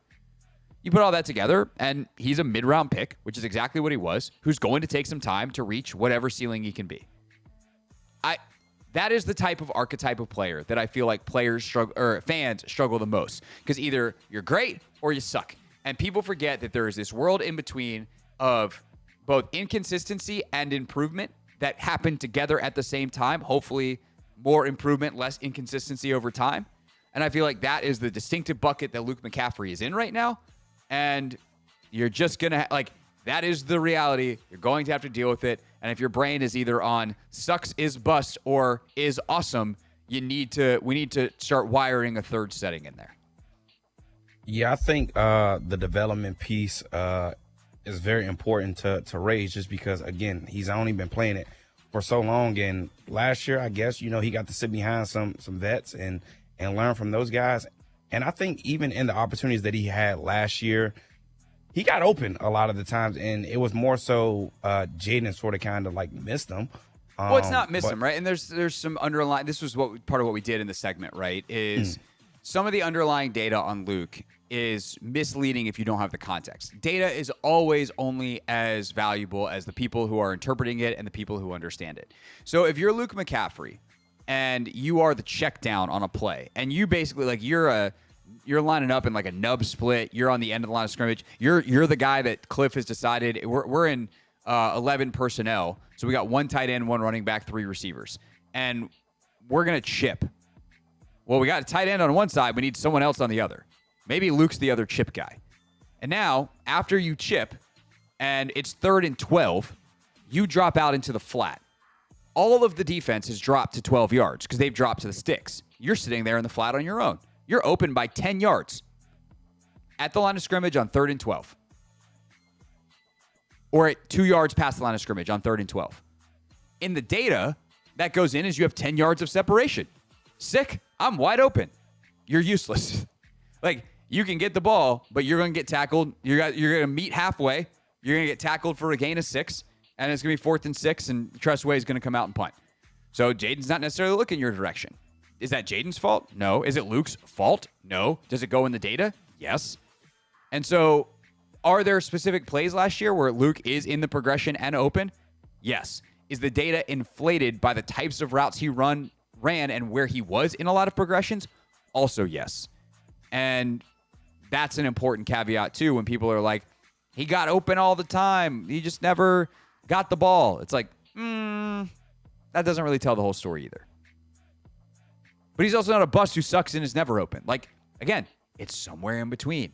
Ooh.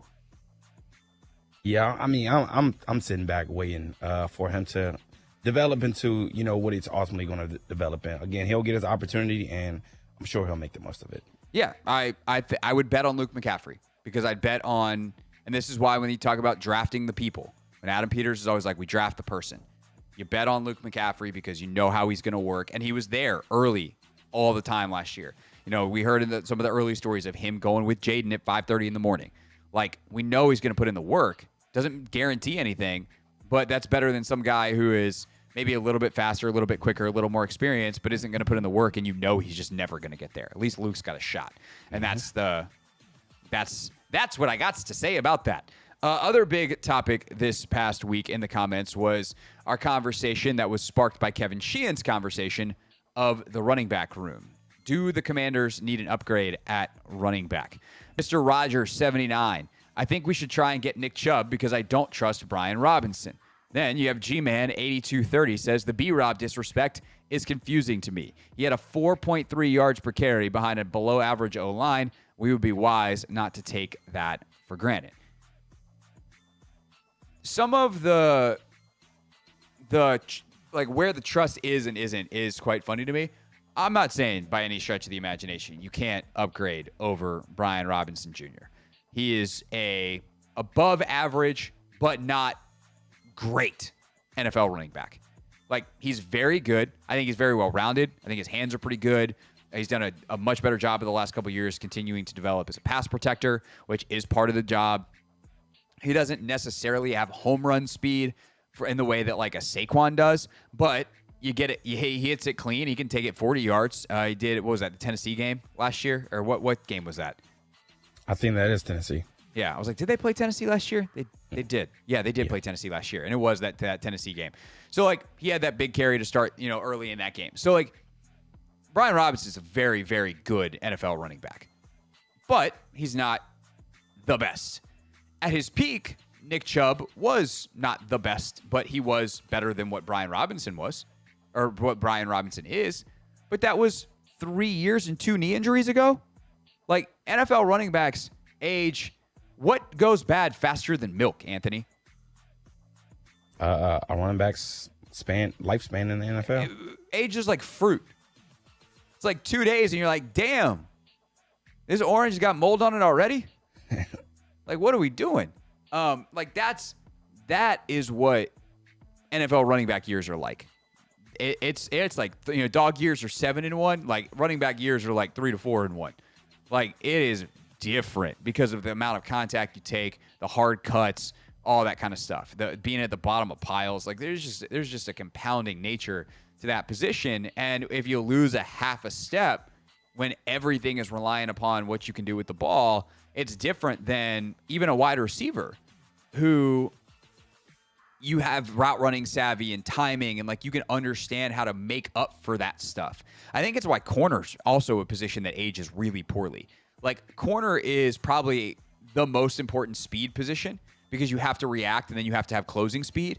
And corners age terribly. Like the corner cliff is so real. Dudes are good and then they stink. And it's a year apart with no downslope. It's just like, what happened to that guy? And that's why. And so I think that when we look at a guy like Chubb, I understand the idea conceptually, but it's just misaligned with the reality of how NFL running back works. And so when it's like, we should get Nick Chubb because I don't trust Brian Robinson. What makes you trust Nick Chubb? I don't get that.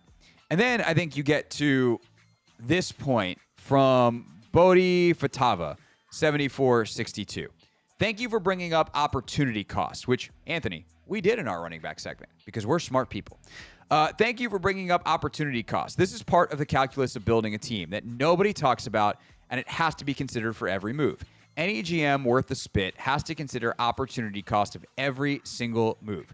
Terry and a new contract has an opportunity cost. Upgrading the running back room has an opportunity cost. It isn't just why not give everyone everything and pick up every player that could help, because you can't. You have to build this crazy jigsaw puzzle, Frankenstein's monster roster, and hope the moves were the right ones and you didn't sell your future for your now. It's exactly right. Every rep that you give Nick Chubb to find out that he or what he is at this stage is one you could have given to Ja'Cory Krosky-Merritt or Michael Wiley, guys that are in your building now. 7th rounder this year, undrafted free agent from last year. One that you could have given Brian Robinson to get better. Like, this is the problem with trying to balance, and I say the problem, the challenge, that's a better word for it, the challenge of balancing development and competition. You don't get a competition practice and a development practice. They're happening simultaneously, and you have to make decisions as a front office putting together a team, and especially in the NFL where those roster spots not only are about, hey, how many running backs do we keep, but how many running backs we keep is correlated to how many tight ends we keep, which might cost us a 5th safety. And we have special teams considerations for all of this. Like, it is, I think, more complex in the NFL than it is in any other sport. And so there are opportunity costs to all of this. It's the same reason why you can't just say, like, go get Marshawn Lattimore. We don't know if he's going to work out. Go get Jalen Ramsey. With what draft capital? They don't have any left. Trey Hendrickson, would love to have him. They don't have the draft capital. They made decisions on Laramie Tunsil. Does that mean I want to give up Laramie Tunsil for Trey Hendrickson? No. I'm very happy to have Laramie Tunsil here. Would rather have Tunsil than Hendrickson, especially at the cost that both of them were happening at. But when you decide to go get Tunsil, you basically give up on Hendrickson. And so all these moves are related, and to pretend like they're not, I think is to miss an enormous point, Ant. Yeah, when we had this discussion last week about the running back room, again, like, it would have been a terrible use of capital, taking Merrick Krosky and then going out and getting another free agent running back. One, because it sort of kind of sends a message to your room that, all right, this guy might, just be our starter, essentially, just because we're bringing him in, we're signing him to a contract. And granted, he might not, demand 4 or 5 or like $8 million, but still, it's still money against the cap kind of thing. And if you think he's better than what we currently have in-house, then I still just view it as poor use or poor misuse of what we already have. I mean, the thing is, a 7th round pick is only so much. They have the cap space. Like, it honestly wouldn't even bother me on that front. To me, it really is about the opportunity cost and like what's available, which like gets to this question from Mortus Flos 240. God, crush that. Do I want an elite running back on the Commanders? Yes. Is there one available at this particular moment? No. Bingo. And so what do? You improve the systems around it. You improve what you can. Hip Nip One Son. I just read him, Anthony. I just read him. Hip Nip One Son. Having a better offensive line should result in a better run game. Our O-line last year was average at best. It should be much better this year, no matter how the component parts line up. And that's correct. Like, if Tunsil is better than Coleman, and Coleman is better than Allegretti, and Biotish is Biotish, and Cosme eventually comes back, and Connerly or whoever is better at right tackle, and Wiley, and with better pieces around him, or Connerly or Wiley at left guard or right guard, however it comes. Nate Erbig is floating around. Like, however it comes together. If that group is better and the offense as a whole is better, the running backs will perform better. Like, if the pass offense is better and teams have to respect that more. If Debo does the Debo stuff, like, there's going to be better production from the running backs, even if the running backs themselves aren't performing even at a much higher level. They're just able to get more out of it. All right, last but not least here on Never Read the Comments before Clinton Yates joins us coming up at 6 o'clock, talking a little Nationals. DMV's Finest 301. You and me, Craig, Oklahoma drill. Winner gets your radio show. That seems ridiculous. Why would I do that? One, I don't know how big this person is and if I could take them in an Oklahoma drill. Two, nobody does the Oklahoma drill anymore. Three, I already have my radio show. Anthony. Sounds like you have a lot more to lose than he does. Do you want to fight for your wallet? No. Why not? It's mine. Yeah, you've already won. Yeah. I'm not an idiot. DMV's Finest 301. What kind of fool do you take me for? Does he have some type of vendetta against you or something? Like, I don't know. beef? If you want a radio show, sorry. I think a lot of people in my comments this week are mad that they don't have my job. Or does he want to just take you one-on-one in an Oklahoma drill? Maybe. I'm like, if so, what did I do to you? True. Why do you want to get beat in an Oklahoma drill? Oh! I don't know. It's Friday. It's 5:53 p.m. You get what you get. What you get next is Clinton Yates. Thanks for all the comments this week. As always, you can leave yours at Craig Hoffman at the Team 980. When we get back, Yates on this Nat story that's been bubbling up all week long here on the Team 980.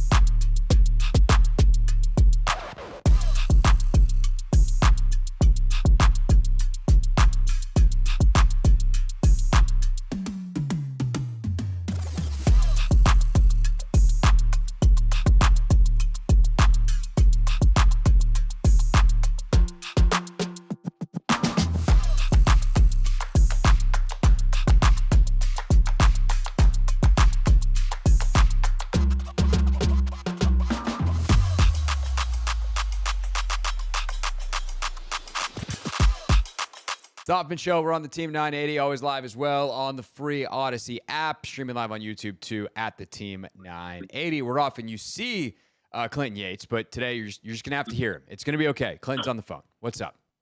What's up, man? How are you? I'm glad we get to talk a little baseball for once. You know, I know that it's not your biggest thing, but it is fun for me, and this is one that I'm really intrigued about.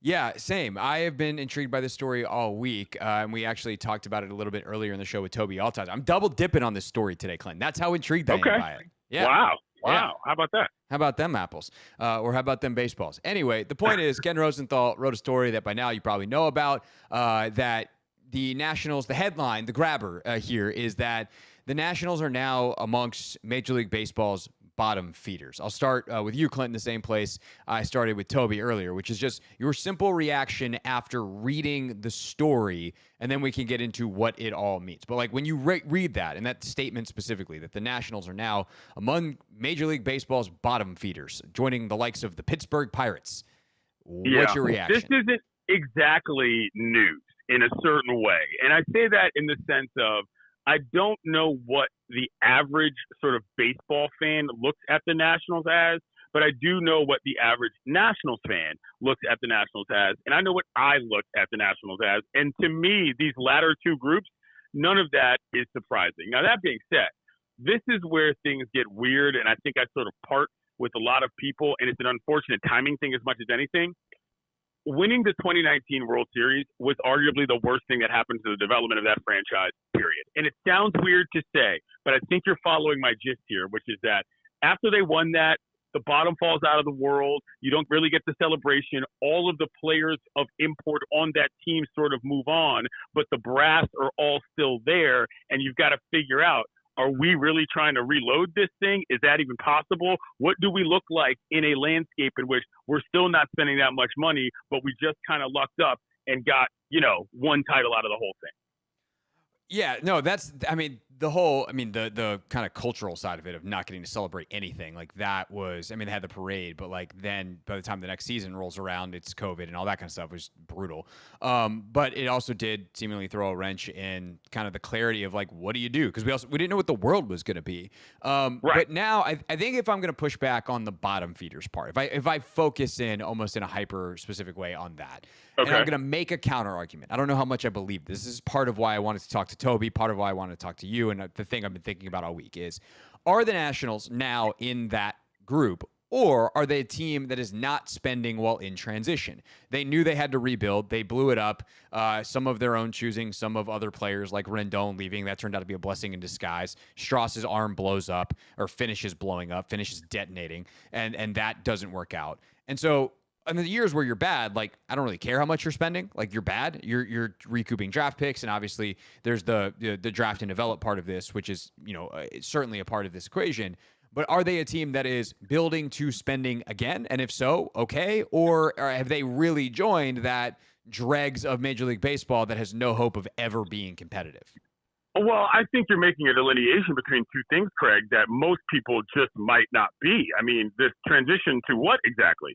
It's not like there's some long-standing history of this franchise having stability at the top and all of a sudden being, an everyday contender. I understand that they made a lot of playoff runs, but a lot of teams do that without necessarily having to try as hard. So I think bottom feeder is completely applicable, because if we don't know and you don't know, and it doesn't appear that the team necessarily knows, and there's fans that are clamoring for some change at the top, be it manager, be it GM, like, yeah, I'm not sure what other word you're going to use other than just participant. Now, it sucks to be thrown in the same sentence as the Pirates, because that feels icky and it feels like you're swimming in the wrong side of the pool. But the reality is, from a competitive standpoint in Major League Baseball, the Nationals, whether they're in transition or not, have not figured out how to do this the right way, whether they're spending or not, is what I'm saying, because that's where this becomes very difficult. Now, I understand that the identity issue that I brought up before plays a part into this, but I'm not just going to give them the benefit of the doubt that because they believe in X and Y guy and they want to market them, that necessarily means they're making some big drive to be a stable franchise. It means they know what they've got and they're trying to get what they can out of it, and there's nothing wrong with that.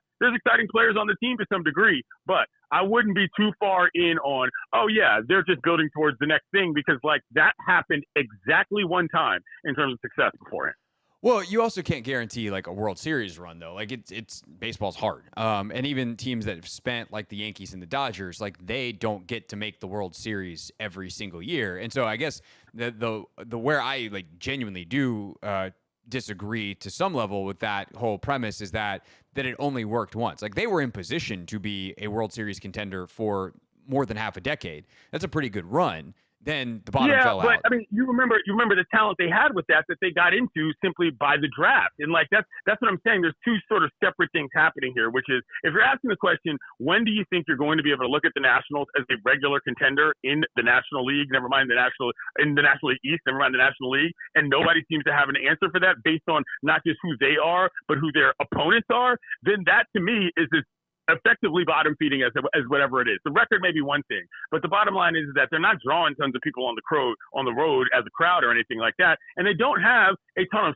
stars at this moment. That is kind of the definition of what that is. At least the Pirates have a guy like Skeens, and I'm not trying to throw any shade on Wood or any of these other guys. I'm just saying that like I think what that specific word means, bottom feeder, applies a little differently to hardcore baseball fans than it does to others. Is what I mean. Clint Yates, Clinton and Friends on ESPN Radio. He's also covering the College World Series over the next couple of weeks. So he'll be out in Omaha and covering it from home and all the places. But you can read his work on the internet. That's how ESPN.com works. So check it out there and on Inscape. I don't know if people know that. It's 2025, Clinton. The internet's still new. It's true. It's funny how that works out. Yeah. There's some people watching the show on the internet. That's fun. Anyway, it is a miracle. Yeah, I mean, which part? Actually, let's not answer that question.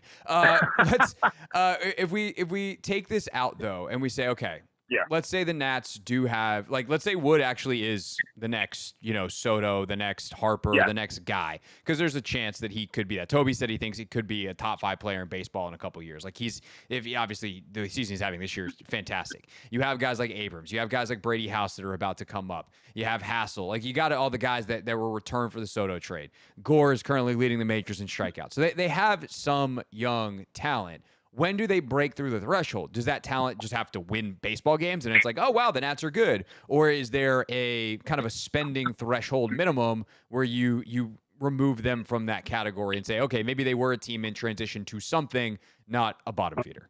I mean, I think that's the part that's hard to say. Wood is a guy that, for me, you pay the money to. That is just, it is what it is. There's no way around that. You've got to give your fans something. And from a talent standpoint, you don't pass them up. But arms are always the issue. And this is where it becomes difficult because if development isn't where you want it to be, think about, the minor leagues and so forth. And this has always been Rizzo's kind of biggest, knock, is that a lot of these position players don't end up getting developed, but there's been a few arms here and there. The arms are the reason teams get back into things. The position players, I don't want to say figure themselves out, but they're more obvious to see. So for me, I don't know. I don't know that there's any foreseeable future on that because the money you spend can easily be money wasted. Look at it, like the Colorado Rockies. They don't have the worst payroll in the league, but they're certainly the worst team in the league. That has much to do with location in a lot of cases, and people don't want to play there, but there's no magic number for that, Craig. And that's why when I look at that team, I say if I don't have a clear path, which is something that this team was lucky enough to have as a result of having 2 early draft picks. If I can't see a clear path to, are you even as good as the 2 other franchises above you or 3 in your own division? Well, then what are we really here talking about? You've got the Bravos, you've got the Mets who know how to do both the scouting and the spending of the money, and the Nats haven't necessarily proved that they can do both either well. Yeah, that is going to be the interesting thing because, I mean, the timing of Rosenthal's piece, I think, caught a lot of people by surprise, but his kind of stated timing of it in the piece is that they have the number 1 pick coming up in the draft. And so obviously we know that the Strasburg and Harper drafts were the ones that kind of catapulted that generation of Nat success, stardom, and fan interest. So what do they do here? Who do they take? What does that guy become? And then how quickly does a guy like James Wood ascend to stardom? Well, certainly something and that's where the identity thing, Craig, becomes major. Is because between the sale and between, Maston coming off of whatever, and between whatever's happening with baseball rights stuff, there's this weird sort of generational turnover with them that they've got a real question to answer as to who do you want to be as a franchise. And I don't know that because of all of the shakiness at the top, that they really have an answer to that. It was easy to say who you were defined as when you had a Strauss and you had a Harper and you had a Jason Worth and you had, for some degree, let's just say a Dusty Baker. But now that you're sort of at the washout end years of a manager who won a World Series, which feels like 100 years ago, and you've got a bunch of young guys, who some of which you're sure of, some of you're not. I mean, that is legitimately wading in the water. And you could say that's exciting if I'm 12 years old, you know what I'm saying? But if I'm deciding whether or not, I don't know, the fate of a baseball team is going to keep me in my hometown to hang around and take a job, you know, it might not be so concrete in that case. Right. Or if I have a job and I'm deciding what to spend my disposable income on. Correct. You know, Yeah. Nats season tickets might not be on the top of the list for a couple of years. But they say that they wanted to win starting this year. Well, they didn't spend money like it, and we'll see what they do next offseason because the proof will eventually be not in the pudding, but in the checkbook. Clint Yates with us here on the Hoffman Show. Have a great weekend, my friend. Thank you as always, and we'll talk to you next week. Thank you, Gregory. Happy baseball. Talk soon.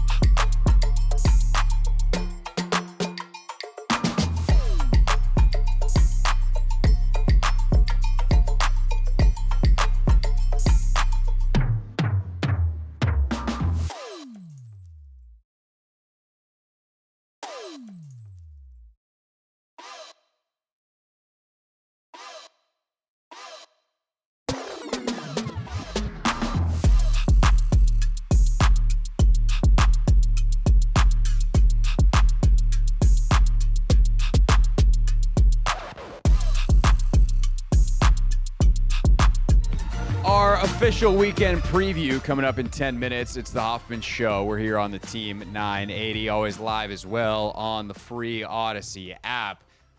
Bit of breaking news that just happened right before the break.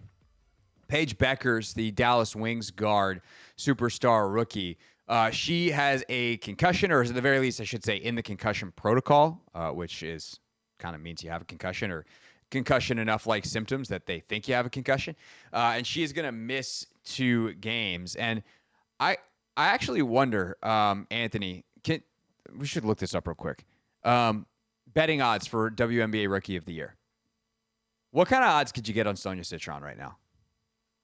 I bet you they're not as good as they were 2 weeks ago. Probably not. And maybe it's because, the gap has closed. She's playing phenomenal.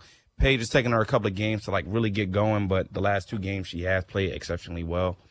But yeah, I would say solid odds still. I think Paige is probably still the favorite. Well, and the thing is, the betting markets aren't necessarily always like the betting markets reflect the betting markets, not the actual realities. So the fact that so many people are going to bet on Paige Beckers because Paige's name value is so much higher, where Sony was probably the 3rd most notable player on her college team last year, even though she was the 3rd pick in the... Think about how crazy that is.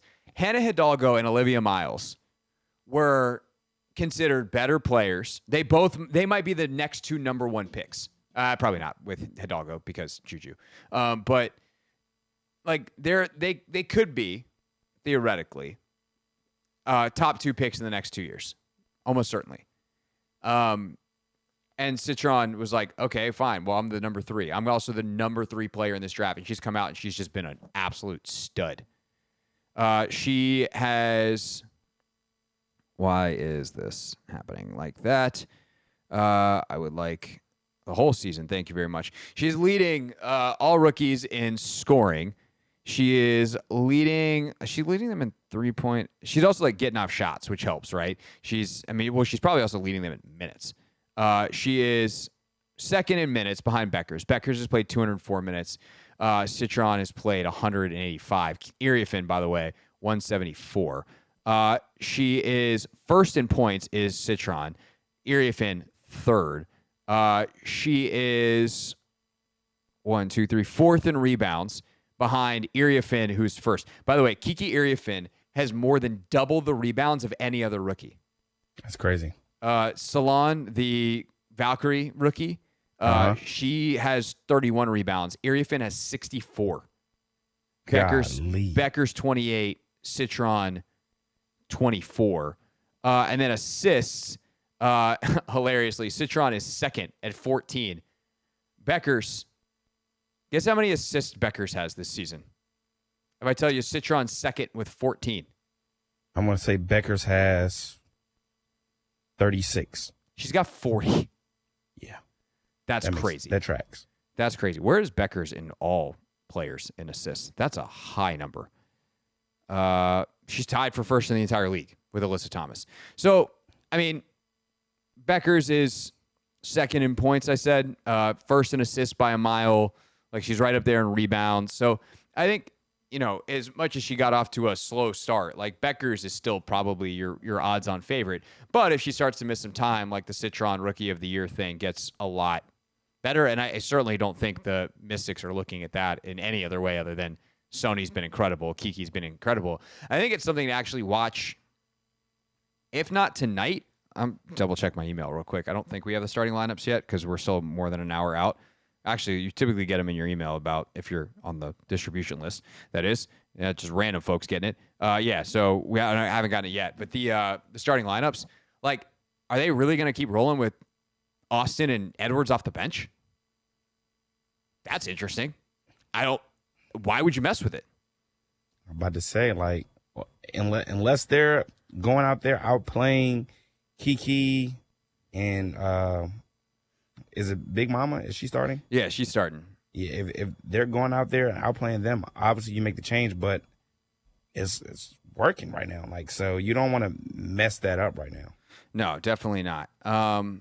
So you look at some of the best lineups in the league, plus minus wise. I mean, the Washington starting lineup is like, it's not the top. I mean, not the Minnesota starting lineup, as you could imagine, is up there.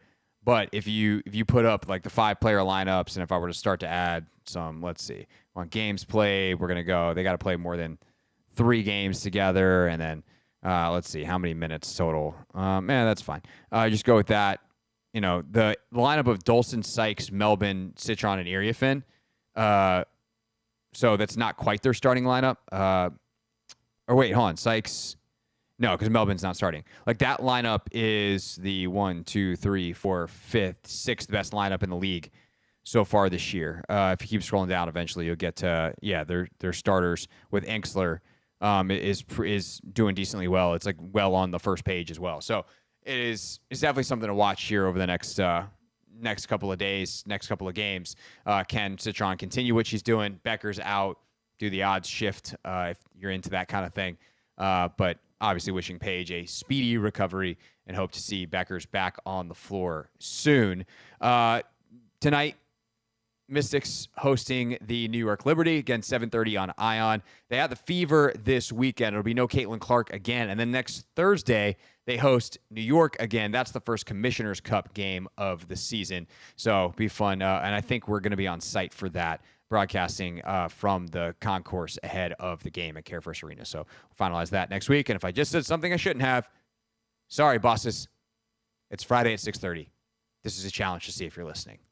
All right. When we get back, our full-fledged weekend preview here on The Hoffman Show.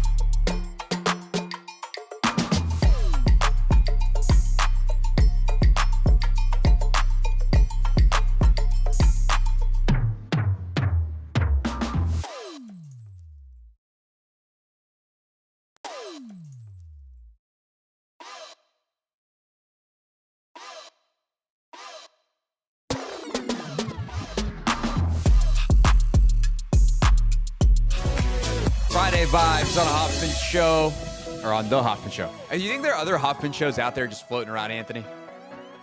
Are we just a Hoffman show after all? I think it's the. That's right. The one, the only Hoffman show here on the Team 980. Always live as well on the free Odyssey app. We're streaming live on YouTube too at the Team 980. And it's time now for a Friday tradition that unfortunately is fully traditioning. It's our weekend preview brought to you by Nobody, Craig. Damn. Nobody, man. Damn. We say this every week. There's going to be 1 week. We surprise everybody. That's it. I just want a sponsor for 1 week. That's like, honestly, I don't even know how that would work. Our sales department probably won't even allow it. Like, no, we need a long-term commitment. Like, guys, get in on the joke. Just 1 week. Make it brought to us by someone absolutely ridiculous. Make me read. This sounds like I'm threatening too much of a good time. Make me read the most ridiculous sponsor read that you've ever sold. Have it end my career. Be careful what you wish for. No, don't have it end my career. That would be very, very bad. Nah, that would be crazy. A radio host in Washington, D.C. saw his show go up in flames thanks to a sponsor. Craig, Ron Burgundy Hoffman, read what was on the card, and that was the end. Yeah, we don't want to give anybody ideas, especially with Drabby in charge. That guy's a troublemaker. All right, it's our weekend preview. We're going to look ahead at what's going to happen around the sports world in D.C. and beyond this weekend. And, of course, the biggest thing happening this weekend, Eastern Conference Finals in the NBA, at least from our purview. The Eastern Conference Finals in the NBA. Knicks, Pacers, Game 6, Anthony. The ultimate question of where the rubber meets the road, are we going to get a Game 7?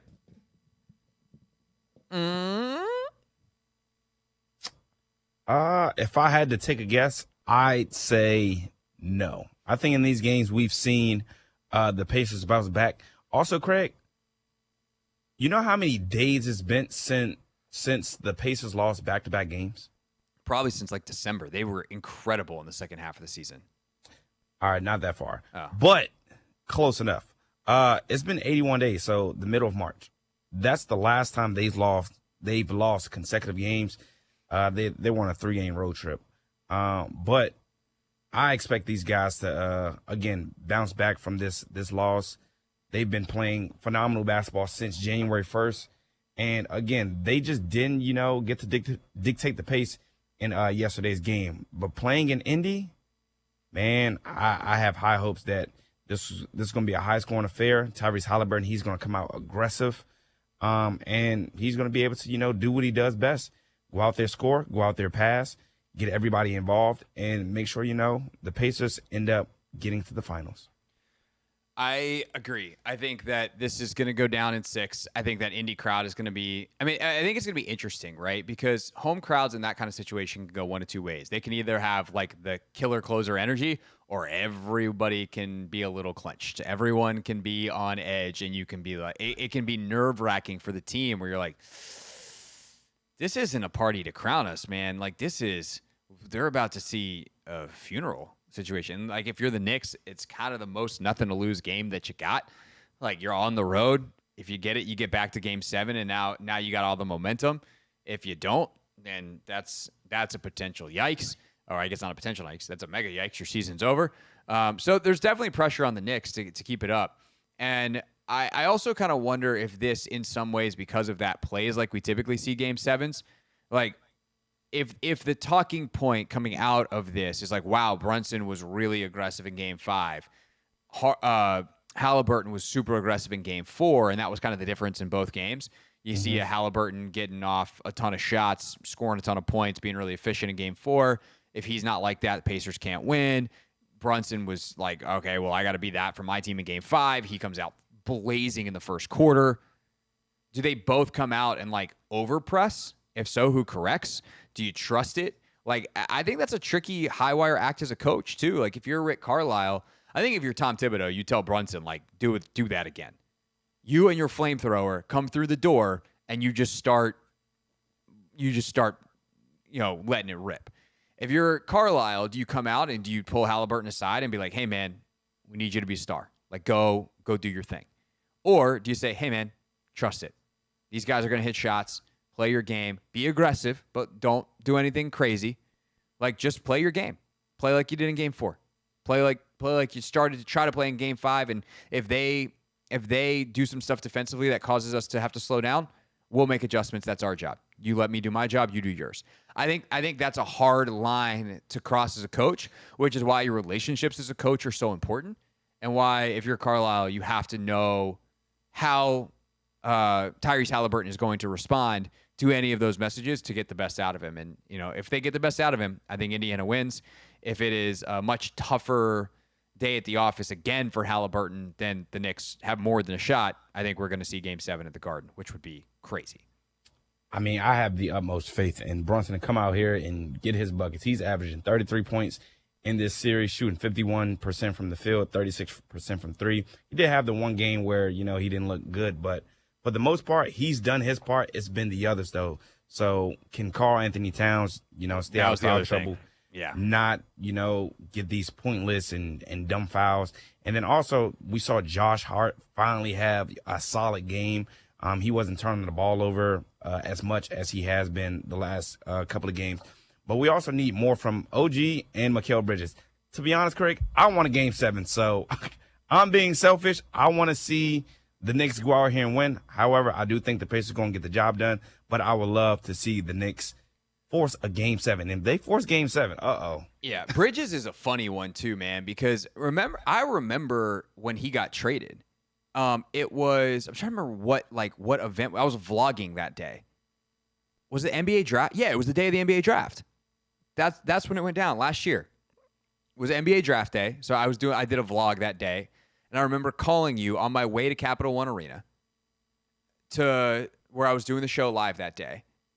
And I remember saying, "Hey, can we look up these super mega trades?" Yep, I do remember this. And we got Bridges getting traded for, it's not the Paul George package from Oklahoma City, but it's close enough to it's in the neighborhood. It's just the Paul George, which is kind of like trading for Paul George and Kawhi. That package is the mansion, and this is just a regular house. But you're in the neighborhood. It was 4 first rounders. It was a ton, and so for Bridges to just be a role player, I think it's fair for the Knicks to be like, hey, man, we need you to really help us through these last couple. And then obviously Towns is the big deal as well. Can he not foul out? As for what else is happening this weekend, Spirit are off because it's international break. U.S. Women's National Team will face China tomorrow. A bunch of other international games throughout the weekend as well. Nationals are in Arizona. And that leaves us, Formula One, by the way, in Spain. That leaves us with just enough time for an Anthony Haney boxing minute. Anthony, who's punching each other in the head this weekend? Yes, sir. We have 2 great matches Saturday evening. They will be shown on PBC on Prime Video Saturday, May 31st, starting at 8 p.m. But we finally have Caleb Plant taking on Armando Resendiz, and then Jamal Charlo taking on Thomas Lamana in the co-feature.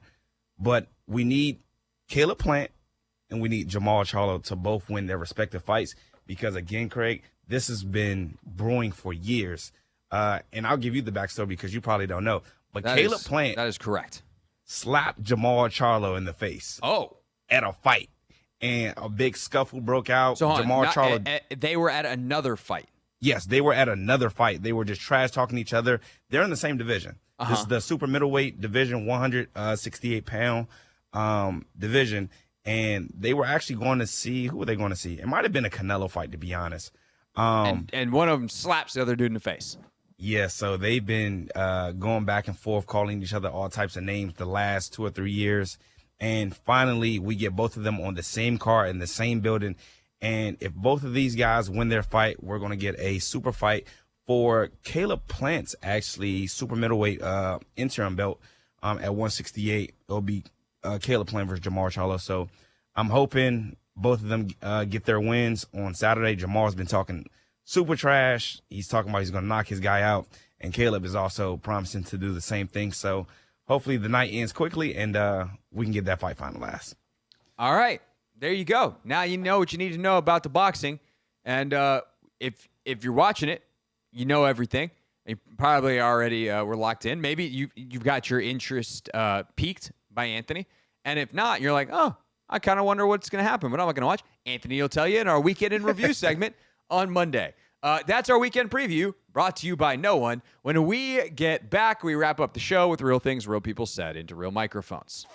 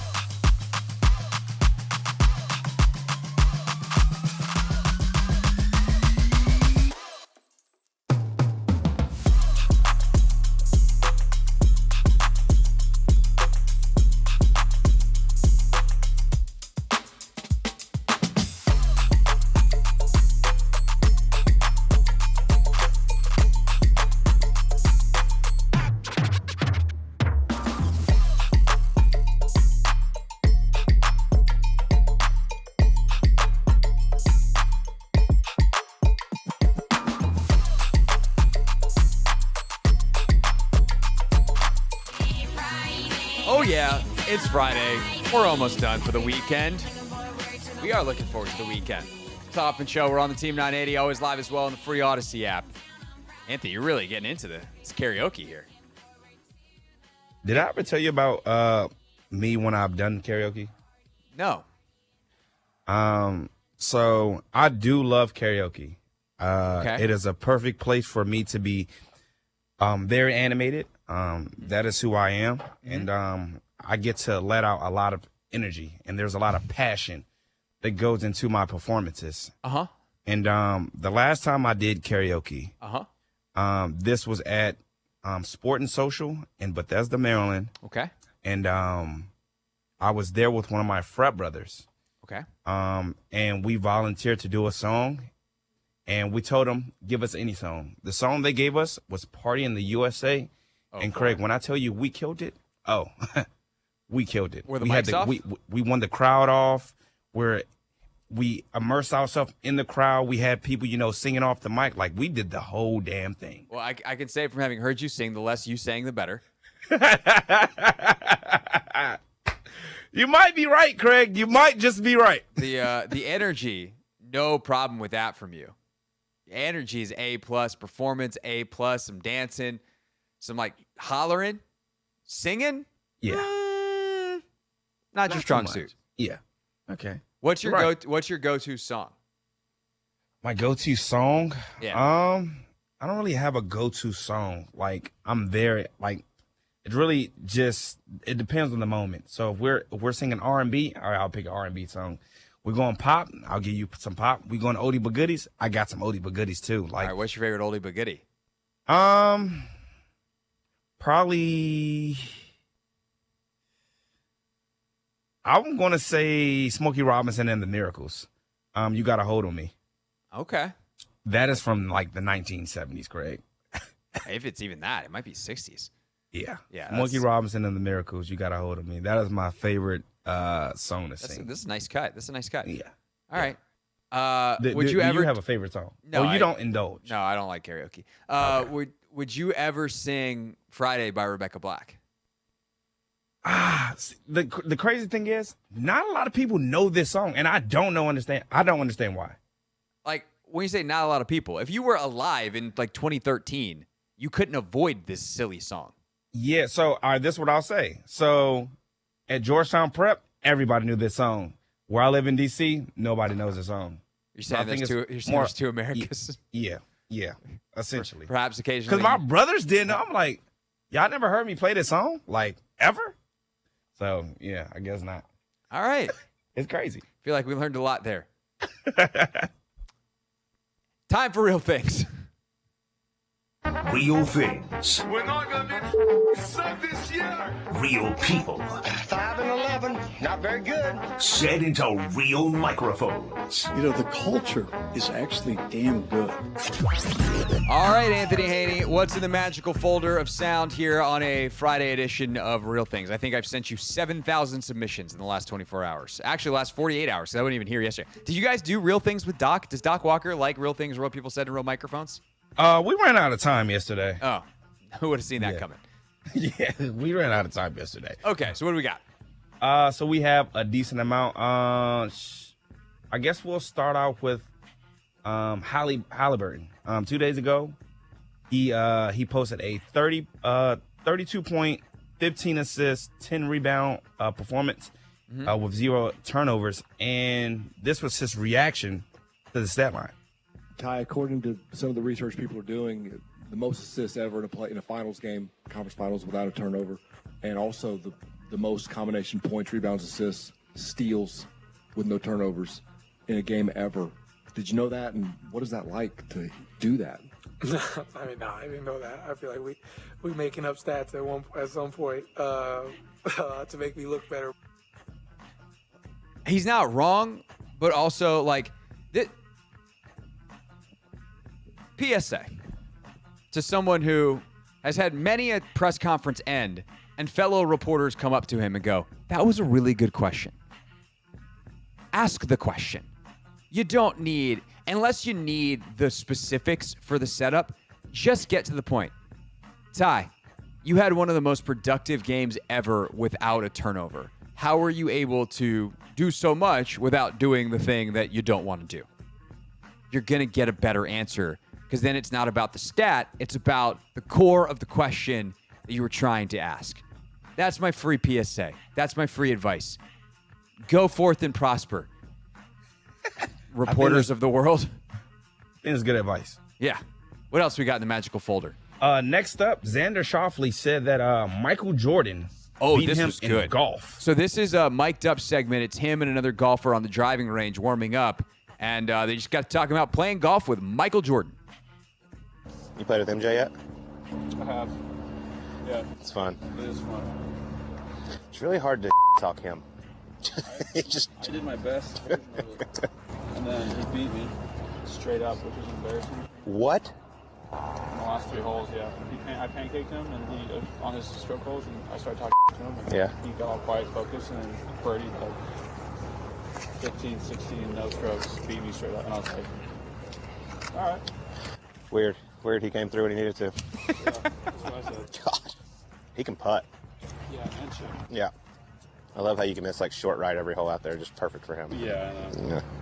As soon as he hit towards the bunker, I was like, please, stand it. It splashes out. He beat pro golfer over 3 holes because the pro golfer talked mess and he took that personally. That is such an MJ story. Like, right. It actually just, it's crazy. Like, why is he good at everything? He's not a well person. Like, he's a billionaire. He is, I will say, I appreciate it. You see the stuff that was floating around from him as he's going to be joining NBC as a special contributor for their NBA coverage next year? Whoa. That is, wow, okay. Like, as he was doing some interview about it, and basically he was like, I'm hoping that when I get on there and I show respect to like the current generation, that my fans will stop being terrorists about it. Because he's kind of sick of the way the discourse has gone, which is not what I would have expected from Michael Jordan, because he's a competitive nut job, but you get him still in competitive mode, and apparently he can beat a pro golfer over 3 holes. Also, he's got a lot of time to play golf. Yeah, so he's had a lot of time to practice. I mean, he was also playing a lot of golf when he was playing. Dude played like 36 holes, and that was before a finals game. Last but not least, do we have the Lefko bit from? Yes. Okay. Yep. So amazing moment on the set of TNT's coverage of the French Open as Sloane Stephens, Venus Williams, and Coco Gauff are all together. For Stephens and Gauff, like Venus is their hero, and Adam Lefko, capable host, set it up this way. And I do not lie, and when I say the stars have aligned right here, the timing is perfect. Coco was walking over, Venus sat down, Sloane Stephens came over. We have 3 decades of excellence and 3 absolute jabronis on this side of the table. Chris Eubank, Sam Curry, Adam Lefko, humbly sitting next to Venus Williams, Coco Gauff, and Sloane Stephens. Thank you, guys. Perfect. Can we get some noise? Lefko is such a good host. Excellent job. That courtesy of the French Open on TNT, which continues this weekend. Now that concludes our weekend preview. That concludes our show. Have a great weekend. See you Monday on the Team 980.